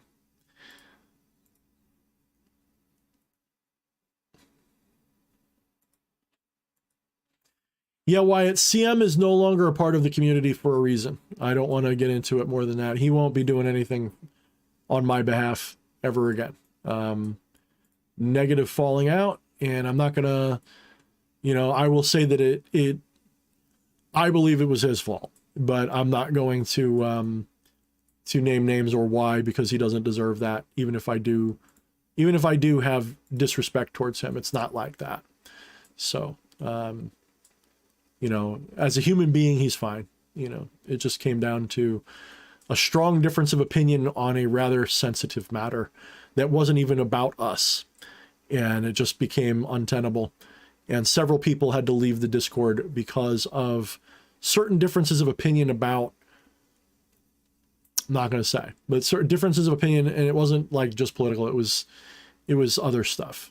Things that to me are like, it's one of those things that's kind of like, I'm a very open-minded person. Most people will know that I don't attack people for being different of mind. I attack them for, insulting or existential differences. Existential differences are different. Existential differences would be, like you want to bring back slavery or something. That's an existential. You want to disarm me. That's an existential difference, because it means a real change to me. It's not like, who do you think should be president type of thing. So understand that the difference between me and CM and a few other people became existential, and it just couldn't go on. And I had to delete the politics channel on the Discord and move it to Gilded, because it got ugly. Alistair asks, what are your thoughts on superstition and how to deal with it? So superstition is faith. It's basically just faith. And faith is anathema to truth. People who have superstitions, they believe they don't know. They'll think they know because that's what a belief does. A belief masquerades as the truth, but it's not. So to deal with superstition, you have to... So there's two different kinds of faith and superstition. There's faith and superstition in the supernatural, and there's faith and superstition in the rational. I know that the skeptic will say, that's not true. I'm not superstitious. And I say, yeah, but you are, though. You're just superstitious in a non-supernatural way. You think that it will always be a rational outcome. You don't know that. Is it likely? Sure it is. I agree with them that far. I say, yeah, it's likely that you'll be able to rationally explain it. I agree with that. I prefer, like when my wife and I watch Bizarre Bub, I'm going to say, like, in every episode, there's at least one that I go, maybe that was a legit thing. Maybe that was a spooky. That could be a spooky. I saw the way that moved. I don't know. Maybe you could do a special effect. I'm leaving that one as a maybe. And we've had quite a few. We're like, wow, that was a good one. But we sort of have like a ranking system where it's like from the coolest to the least cool. The coolest ones are the ones that could be true or you think are true. Then the ones that are questionably true, like it could be true, but maybe it's not. The next one in line is, you know, it's fake, but they faked it so good that was cool as shit. Then the ones that are the worst are the ones where they're just obvious fakes and they're not even good. It's like, you know, you can basically see the string pulling the door type of shit. Don't like those. But I've seen, so full disclosure, I've seen plenty of things that I can't explain rationally or skeptically. I've seen poltergeist activity in my home. That was witnessed by 2 or 3 people at the same time. We were playing Left 4 Dead. This was like 10 years ago. And we're playing Left 4 Dead, and I'm facing this way because over here's a window, and like all my, the way where I used to have all my computer stuff was over here. My friend was sitting here because this is actually a bigger area than it looks. So he's sitting over here. I'm sitting here. We're facing this way. And my wife's behind us in the living room. And to the right is my kitchen. So straight ahead right now is my kitchen. And it's almost like a big open, you know, floor plan. That's the direction I was facing. Yeah, and my wife was facing the kitchen too. So I wasn't facing this way, but I had a good view because I was like this, like the angle I'm at now. So I could see the kitchen out of the corner of my eye really clearly. I saw the cabinet flip open like this. So I saw it open. I don't know if you, I saw it open, and like a half a second later, a freaking box of taco shells, like it looked like somebody slapped it out of the thing, and it landed like halfway into the kitchen. And it was like, I was like, what the fuck was that? So the first thing I did was I immediately went over and I started, not immediately, but as soon as we could pause the game and do it, I went over and I started trying to troubleshoot how that could have happened, because it was like, there's no way that was a ghost. Like, what the fuck was that? What could possibly cause? So my cabinets, they're the type of cabinets, and they're still really in good condition. They have a lot of springy weight to them. So like when they're closed. You have to like yank them to open them. So like whatever opened it couldn't have been just the weight of a light box of taco shells. A box of taco shells weighs what? Not even a pound? Weighs like nothing. So even if that was resting on the door, even if the door was already cracked open a ways, there's a lot of springy weight holding it closed for it to go whoosh, and then a couple seconds later or half a second later, the thing shoot out. Something had to push it. Something had to push it. What that was, I don't know. Now, a superstitious person would immediately think it's a ghost. A rational person will think it could be a ghost. Let me go investigate. The other superstitious side is, oh, there's no such things as ghosts. There had to be a natural explanation for it. That's a form of superstition too. It doesn't seem like it because you've had it been drilled into your head that superstition means you believe in supernatural stuff. You can be superstitious in the skeptical sense too. A true skeptic in my opinion, is someone who isn't a doubter. They are rather someone who doesn't jump to conclusions. A true skeptic is someone who does not jump to conclusions. I know that the popular version of the word skeptic is that they're a doubter and that they demand to be proven wrong, which is fine. It's a very safe, conservative place to be. You're more likely to be right very often like that. But you're also quite often likely to ignore other evidence. And usually a skeptic is an objectivist to the point of a little bit of absurdity, to the point where they disregard their own subjective experiences, not when they're obviously hallucinations or something. I'm talking about they will say it didn't happen unless two people saw it. Like they're that level of objectivist. It has to be something that otherwise it's just a fluke or a superstitious or a subconscious, whatever, a subjective experience. So if you're worried about superstition, Alistair, if that's a concern of yours, just try to keep an open mind. Try not to jump to conclusions. Try not to have faith. Just accept the thing that happens and don't try to read into it a lot of meaning. Let the thing happen. Let the experience wash over you, especially if it's something really weird and spooky like mystery, mysterious miracle stuff. Let it wash over you. Sort of like when you're having emotions, right? In psychology or whatever, you're taught not to disregard your emotions just because maybe they're wrong. You're supposed to let them flow through you without attachment. Even anger, even the worst things, you don't act on them. You just let them flow through you. You don't create a blockage where they get hung up. We'll do the same thing for this. Let the experience wash over you. Don't cling to it with attachments or preconceived notions or beliefs or any of that stuff. Let the experience fully wash over you before you decide what it means. Look at it in the rear view and try to decide there. And you should always sanity check everything. Whenever something weird happens in ritual, there's like a poltergeist type of thing that happens, I don't just believe instantly that a spirit did it. I don't do that. I accept that it happened, and if I have it recorded, I go back to it later and I analyze it. Or when everything's over, I'll go examine the situation, and I try to sanity check it. Was it something that was completely within the realm of possibility or not? Now, there's one more layer to this, okay? And this is a very important layer. This is something I used to say all the time. That is, just because you can explain it with rational science and things does not mean it didn't happen.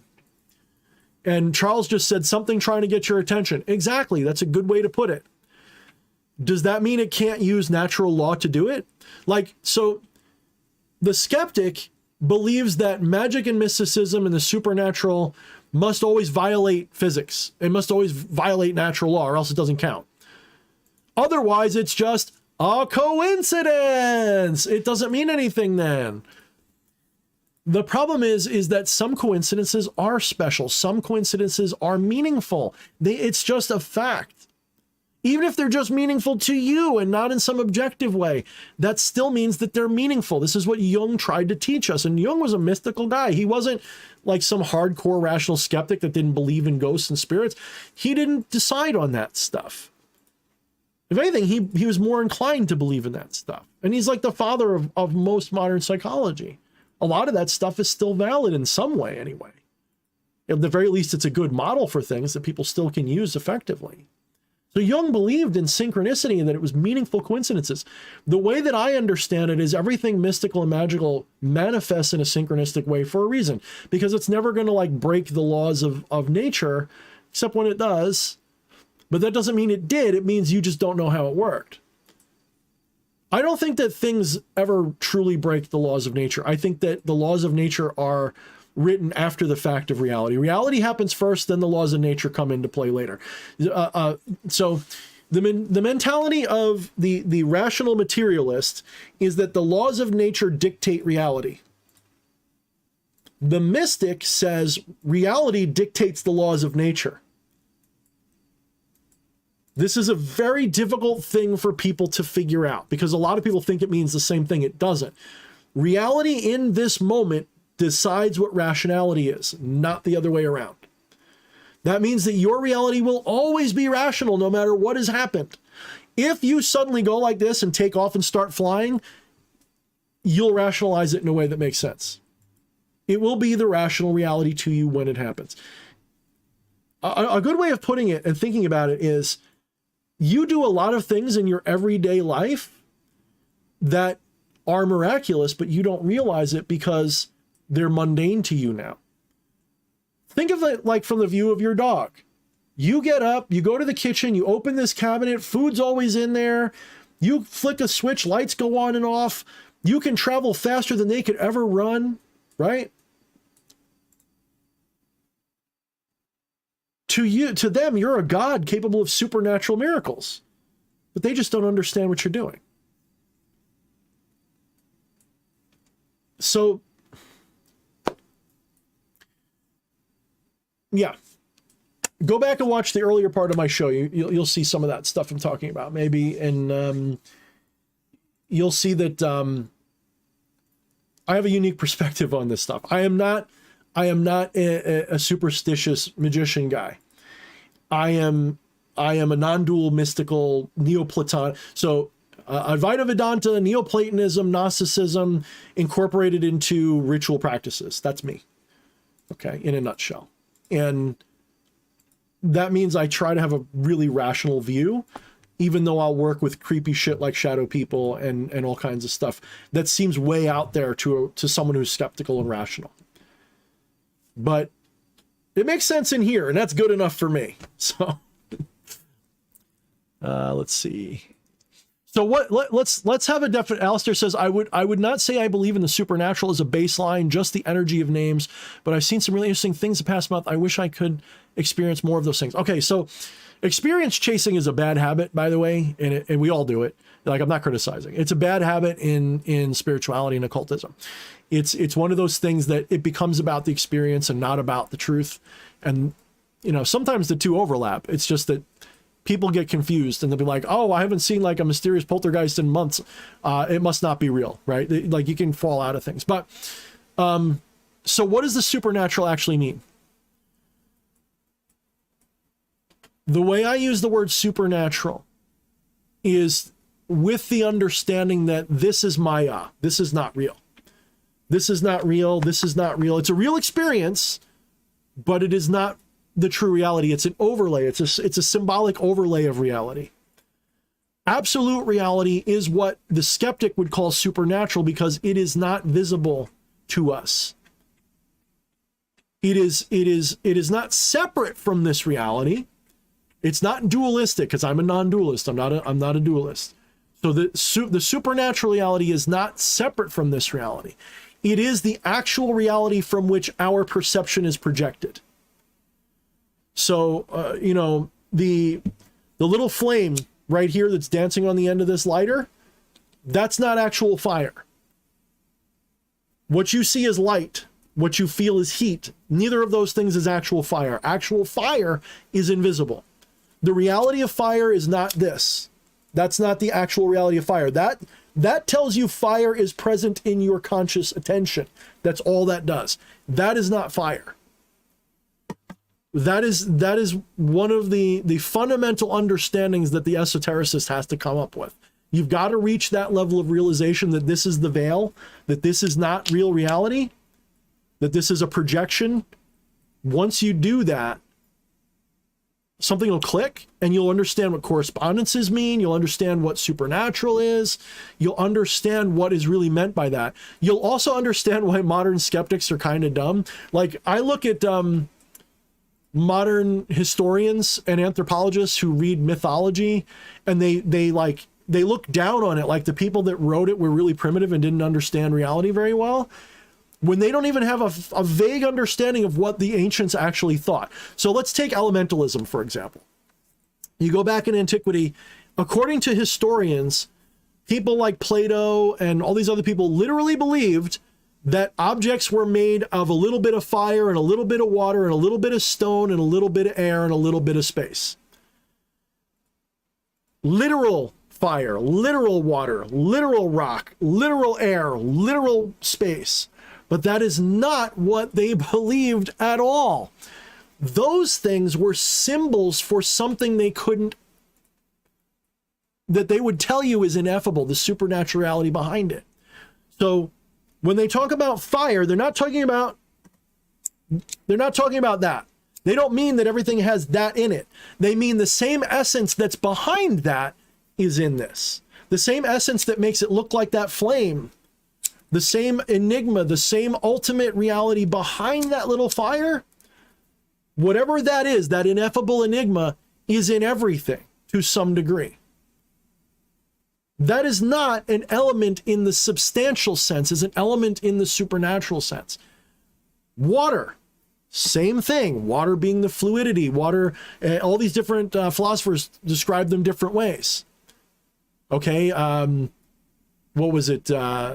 Was it Aristotle or was it Plato said that, so water, so fire is hot and dry, air is hot and wet, water is wet and cold, and earth is cold and dry. I think that's what it was. Yeah, cold and dry.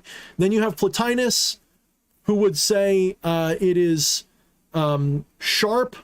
So fire is sharp. What's the other words? Sharp. I have to look it up. So all these different correspondences, we'll say, what we would call correspondences, are these elements. So in this object, there is fluidity. There is the essence of what water means. Water doesn't mean like H2O water. What? I think you have a spider or something floating around. It was mentioned in chat.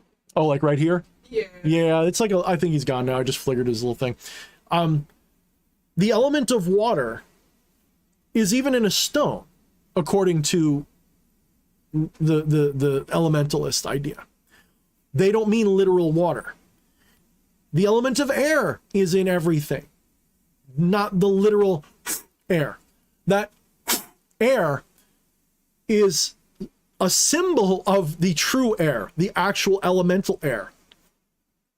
So when you have these modern people looking at these old ideas, they look down on it like, oh, look at these primitive people. They thought that was made of literal fire and literal water and literal air and literal rock and literal space, all crammed into this thing. Oh, it was an early idea. It was atomism, but they hadn't figured out what atoms were yet.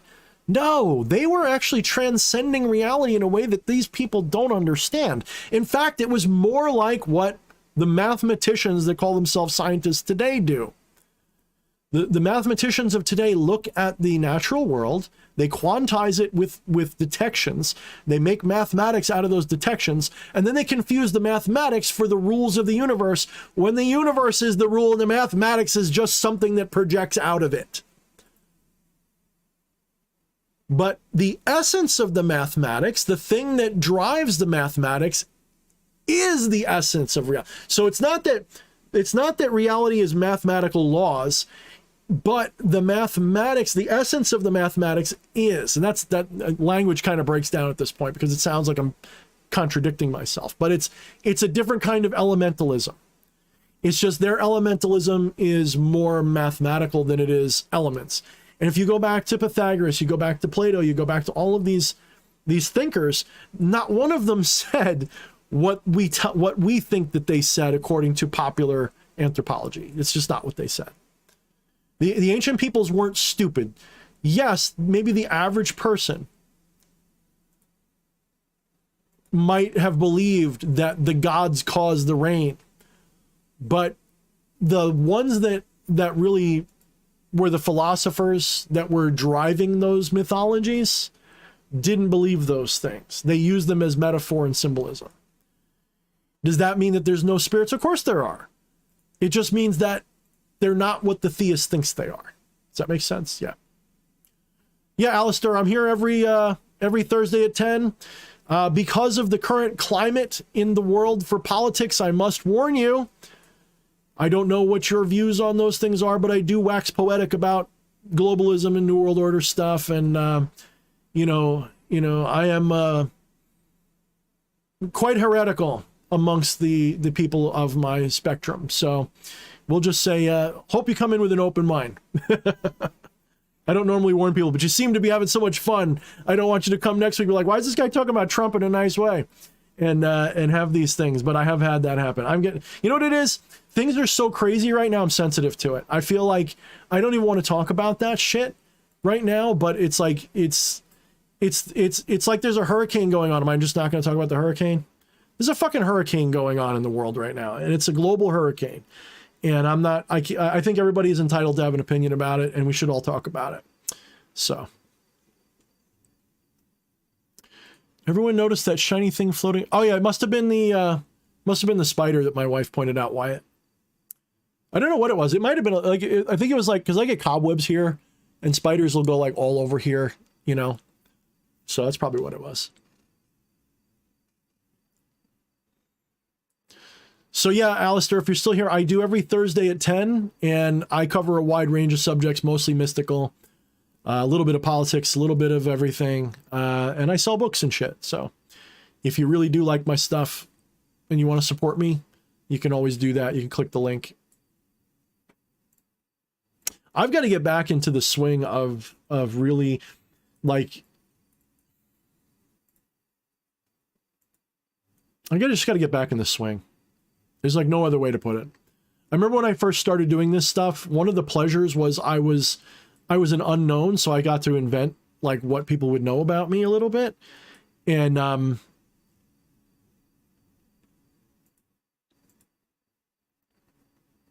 so I got to kind of invent what people would know about me. I started off with the blog page and my Facebook profile, and it was like a blank canvas, and I didn't care what people thought. Yeah, Loki D. God is a mathematician, right? Yeah, I mean, that is silly. Like, obviously not. Mathematics is a projection of reality. It doesn't mean it's not valid. It is a very valid art form. It's absolutely necessary. It is the magic of the modern era in so many ways. It's one of the most important things that we've developed is a mastery of mathematics. But the people who think that math is the ruler of the world, they're practicing a slave religion at that point. They still don't get the truth. The laws of the universe are not the universe. They are only projections from it. Yes, exactly right, Wyatt. It's like I keep saying, natural law doesn't create reality the way you see it. The reality the way you see it creates natural law.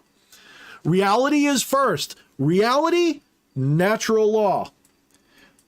The reality you see, though, is a projection of a deeper, higher, more real reality than the projection. The ultimate reality is invisible. It's ineffable. It's beyond math. It's beyond intellect. It's beyond reason. It's beyond touch, taste, smell, sight, or sound. It is beyond all of that. But you're always aware of it. Even now, you are aware of the furthest point in the universe. You just don't see it. If you close your eyes and enter a really good trance state, you realize that your awareness stretches to the edges of the universe because the universe has no edge. Your awareness stretches to infinity. Your awareness is further than the furthest star you can imagine, but you can't see it. That is not, so omniscience is not seeing it. Omniscience is awareness of it. There is a subtle but meaningful difference. You are omniscient even now. Every single one of you listening to me, you are omniscient right now. But you don't realize it because you think being omniscient means seeing it in the visceral way that you see this or feel that right now. But that's not knowledge. That's actually knowledge of what your brain is experiencing. That's all that is. This is not reality. That's not reality. That's a hologram. Reality is what's making this feel like that. Reality is something below this thing. Reality is oblivion. Reality is that infinite nothing that you can't comprehend. That's reality. Reality is a thing that just is. And everything else is a projection off of that. Everything. You are reality. You're it. You're oblivion. You're the infinite. You're the unknowable thing. Close your eyes. Transcend all physicality and all thought. Whatever's left is what you are, and that is infinite. And there is no edge to it. It goes on forever. You realize that around the edge of everything you think of as real is what real reality is. It's behind the surface of everything. It's at the edges of everything you know. It's between every thought. Every night when you go to bed, you enter the true oblivion of eternal reality. The true omniscience is that oblivion. It frames every day. It frames your whole life, because before your first memory is oblivion, and oblivion will be there after. It frames your life. It is infinite. It is boundless. It is not empty and nothing. It is without thing. It is not nothingness, but no thingness. It's everything at once, and it looks like nothing. Occam's razor? Well, yes, Wyatt. Occam's razor would be a big philosophical flop. Occam's razor was pretty good, though. Occam's razor was actually pretty good. Here's the thing about Occam's razor is that people will say, Thorne, you talk about all this mystical shit that can't be true, except non-duality requires the least number of assumptions of all possible metaphysical philosophies, including materialism. Materialism has more assumptions built into its framework than non-dual realization does. Because non-duality, you can get there. Every single person listening to me can realize non-duality. It's not a head game. It's not semantics. It's not a thing you think your way towards. But you can realize non-duality very, very easily. In fact, it's so easy, that's why it's hard. Because you expect it to be something in the visceral reality, and it's not. A lot of people can get there just by being told to look behind themselves, basically. Think about the witness that witnesses all. While you're sitting here listening to me, who and what is it that's listening? What is that? That listener is what it is.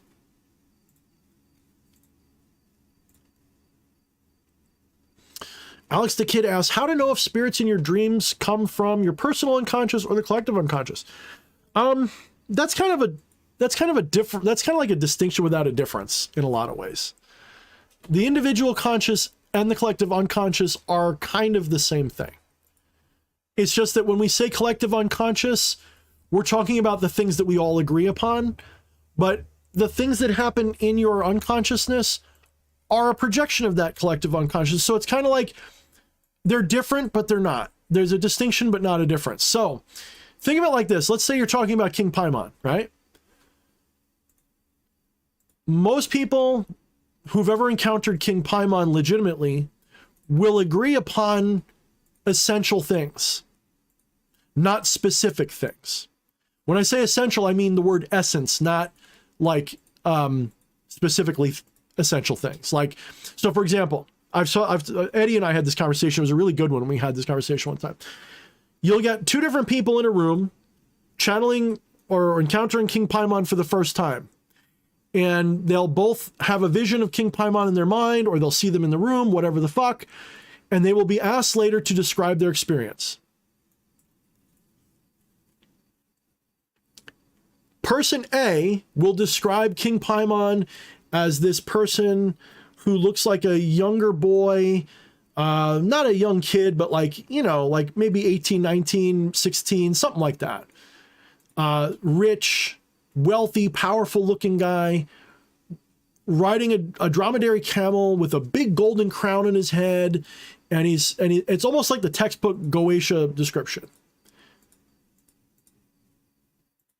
Then you'll have person B, and he'll say, well, what I saw was this older guy with a beard, and he had a big bright star over his head, big bright golden star shining over his head. And he had like this menagerie of people and animals around him. Now, how do I know that they both saw King Paimon? Well, let's keep going. The first guy said he was very jovial and very friendly and very entertaining and very smart, well beyond what his appearance would make it look. The other person will say, well, he was like a wizened old man and he had really good jokes. And he was like, he had a really great speaking voice. Are you guys seeing the similarities yet? If not, I'll point them out. The one person sees the great big golden crown. Well, the other guy saw a big golden star over his head. There's that signal of golden solar energy, Venus, the sun, either one. Some people would say King Paimon's a solar deity. Some would say it's a Venetian deity. Doesn't matter. They both have that solar bing going on. The dromedary camel, that's a common symbol, but not everybody sees that. I didn't actually see it. I never saw him with the dromedary, interestingly enough. When I saw him in a big tent in the desert. And he was like an older guy, and he had a crown, a circlet with a big bling going on, and it was like really cool. And he you know, swarthy kind of guy. Boisterous, laughing, funny, smart as fuck, challenging questions. Cool fucking character. But not the same thing as what other people see. But there was enough similarities that I could tell that story. People go, oh yeah, that sounds like him. And then you'll get a third person who will describe something that's nothing like any of that. Was that King Paimon? What is King Paimon then? What is he exactly? Well, there's an essence behind, there's an aeon, as we would say. There's an aeon, there's an essence, there's an enigma that inspires the personification of King Paimon into the mind of the observer.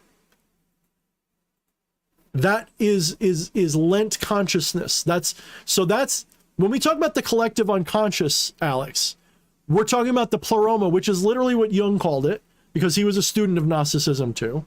He used the word, and Neoplatonism, he used the word pleroma to describe the collective consciousness. So he used the same word. There's a pleroma of archetypes.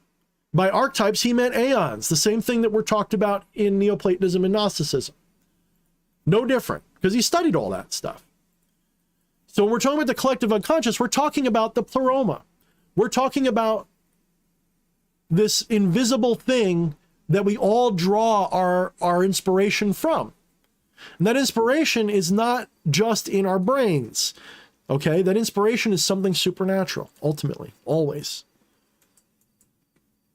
Even the most mundane, basic thing, a pile of shit roasting in the sun on a hot sidewalk, is divinely inspired. You just have a little trouble seeing that because you've got an egoistic position on it saying, ew, that's stinky, dirty shit. How could that be divine? Because you've been taught that divine is something egotistically beautiful.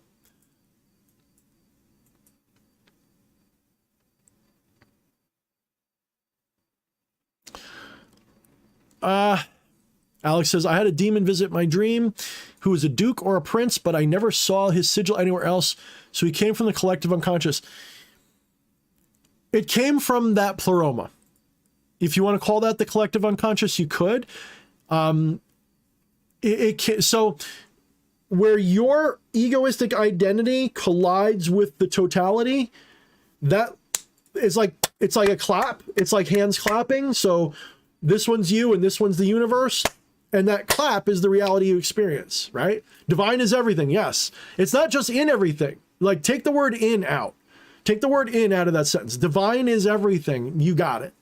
So divine is everything. So that means this demon or this entity you saw was the divinity. And it was coming at you in that way because of something between the interaction of your own egoistic avatar experience and the divine colliding, okay? So it comes at you like that. It's probably, I gotta sneeze. I feel like I might get a bloody nose in a second, so I apologize if I have to stop. It manifests for you in a way that fits the cultural metaphors that you know. So you hear duke or prince. Why did you feel like it was a duke or a prince? Is that because goetic spirits are often presented in a monarchistic hierarchy? Do they actually exist as kings and dukes and princes, or is that just a label that was given to them by medieval people that didn't know of any other kind of arrangement of society? Right? That's what we got to think about. Thank you, Alex. Bless you. Thank you. That's what we've got to be thinking and questioning. He said it, yeah. But my point is like, okay, so he said it, but where did that come from? If you said to me, I've never read a single book on occultism, I've never read the Goetia, I have no idea what any of this stuff is, I had a dream about that, okay. But it's also a common thing because in occultism, if you read the Goetia, they're all given like kingly titles, right? You have princes, you have presidents, you have kings, you have dukes, you have marquises, you have knights, you have all these things. Why is that? Well, they didn't really have any idea about any other way to have society. They lived under monarchy, and so everything had the hierarchy of that. And so a lot of the spiritual entities that they would encounter get flavored with that. So does that mean that's why you saw that? Could be. It could be that, for the same reason that they did, you've got a thing where you look at that and go, yeah, dukes are cool. Princes are cool. They're powerful. So of course they're going to come through as a duke or a prince, right? Is a demon going to come through as I am the serf? Is a demon going to come through and say I'm a peasant? Why don't they do that? How come you never have a demon that comes through and says, yeah, I'm just a peasant. I'm not a duke. I'm not a prince. I'm just a peasant in the divine, in the dark divine. I'm nobody special. It never happens. They always come through as princes and dukes and knights and squires and powerful things. That's because it's always been like that, because it's just a thing that people do. It's like a way to sort of, give them importance.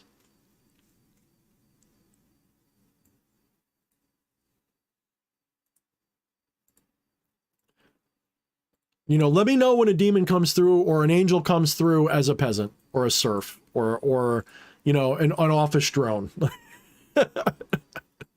Let me know when a demon comes through as Bob in accounting. Yes, I am. I work in the mailroom of Pandemonium. I'm just some guy sorting mail, though. That's what I do. Yeah, that would be a really funny skit. Almost like what we do in the Shadows, but Demon Edition, where like it's following the demons around, and they're all just like mundane people, like living in Pandemonium. How great would that be? Like imagine like a demon coming in with like a jug of water on his shoulder for like the water drinking fountain, and it's just totally like Office Space type shit, but Hell Edition. Like, oh man, that'd be fucking. I would watch that. I bet you that'd be funny as hell. The Tropa says, yeah, I'm a bum. Maybe Balfagor, right? Now, and so that's another thing. A lot of these entities that we talk about, these are demonizations. They're turned into bad guys. So Balfagor is Lord of the Gap, right? Well, they mean Lord of the Abyss, but then they portray him as the Lord of the Stool, meaning the gap, the shit stool, the gap in the toilet bowl. So they're like shitting on it. Now Balfagor, it's another bell, guys. It's another ball. It's another ball derivative. It's another lord, but it's a bell this time, meaning it's probably a female actually, because Baal was a guy always, that's Lord, and Baal was the female. So if it says Belphegor, probably a female deity on some level. Probably. Look for a feminine essence to it. If it's Balfagor, then that would be the masculine. So we see it spelled both ways, don't we? See Belphegor and Balfagor. We see Beelzebub. Beelzebub. Well, that's actually clearly supposed to be Beelzebul. It's supposed to be Baal. It's Baal Hadad. It's Baal Marduk. It's people go, oh no, he's not. Baal Hadad is not. It's not the same thing as wake up as Beelzebub. People got on my case when I did that chant video for Baal, for Baal, whatever you want to call it, because I said now just Lord of the Flies. I started off talking about Baal the god, and now just Lord. And they're like, that's not, come on. Yes, it is. Look it up in every history book, in every anthropology book. That is the origin of Beelzebub, is Baal. That's who it was.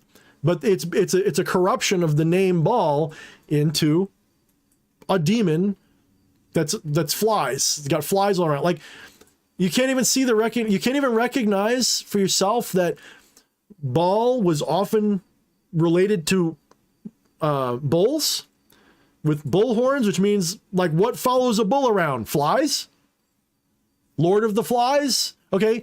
Another reason you would call him Lord of the Flies is because Lord of the Flyers, because Baal Hadad was exactly like Zeus, But for the Akkadians and Sumerians and Canaanites and Babylonians, it was literally their version of Zeus, meaning it was a sky deity living in the clouds, hurling lightning bolts and storms at people.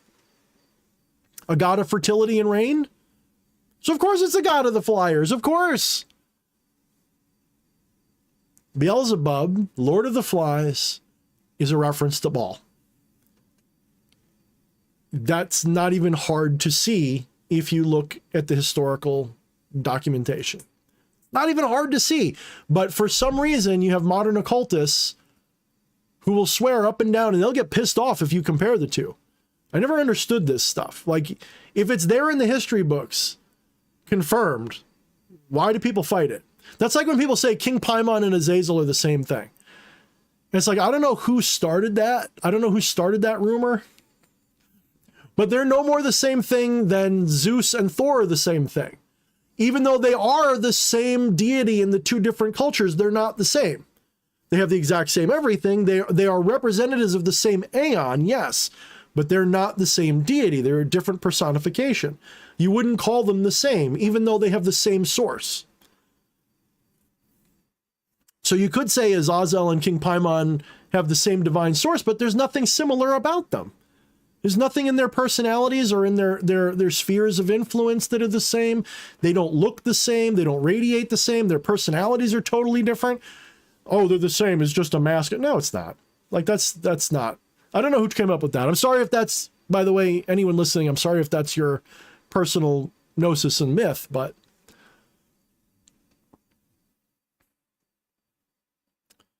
just saying, to me, that's some absurd stuff. Atropa says, there is a short film like that. Is there? This demon stuck in purgatory goes to work every day in an office setting. His job is to speak to people using a Ouija board. Every day is the same for him in the job. Oh, Atropa, put it in the Discord if you can find it. I want to see that. If you know where that is, I want to see that. That sounds amazing. That sounds, I mean, I have some devil horns around here somewhere. Maybe my wife and I will act that out. That'd be funny as shit. Like, I should be wearing the horns, like trying to do the laundry.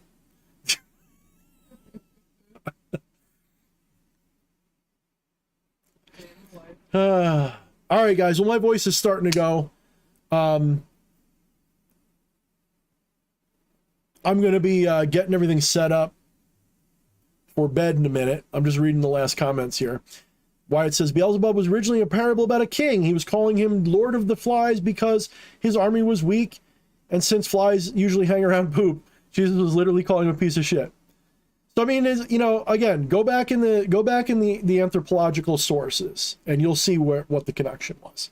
It's Baal-zebul, Baal the bull, Baal the bull, Baal, the bull-headed god, Baal-hadad, Baal Marduk, Enlil. We're really talking about Enlil. Enlil, Marduk, Baal, Skyfather, Deus Piter, Zeus, Thor. We're talking about the same aeon or archon, depending on how you look at these things, coming through in all of these different deities, including Beelzebub. Because Beelzebub is the demon of the original sin of what? Does anybody know what Beelzebub is the sin for? Gluttony. Well, what is gluttony? Where do you get gluttony from? Well, from fertility and excess success, good luck. You get fat, you get disgusting. Gluttony. So the shadow of fertility and all of those things, the dark side of that, the flaw in that is the risk for gluttony. If you're successful and you have a lot of luck and you're doing well and you have riches and comforts, you get to be a glutton. Right? That is the risk of those things. That's what Beelzebub, that's why it's often equated to gluttony, because Beelzebub was Baal once upon a time, which was the fertility god of storms and thunder and all the good shit being the king gives you. The king of the gods is more likely to be a glutton, be a fat fucker, because there's nothing stopping him from eating all day. And each one of those original sin demons can be seen that way. If you look at them, the thing that they are for, if you look at that, that's the risk of something that they can actually teach in antiquity, what they were known for as a god. Why is Lucifer pride? Well, because Lucifer teaches absolute love and truth and light, enlightenment. Well, what is the risk of realizing you're God? Becoming prideful is the risk of realizing you're God. The coming to have your eyes open and all knowledge be revealed, that can make you pretty prideful if you're not careful. Look at me, I can sound very opinionated and prideful. Oh well.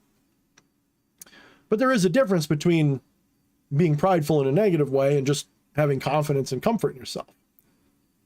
So look at each one of those 7 deadly sins, look at the demon associated with it, and then find the deity that demon once was, and you'll see why that was associated the way it was.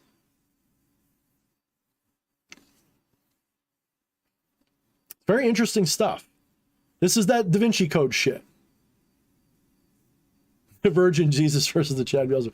Hey, look up Gnosticism, why Jesus was an incarnation of Lucifer to them. Jesus was a rebel against Yahweh.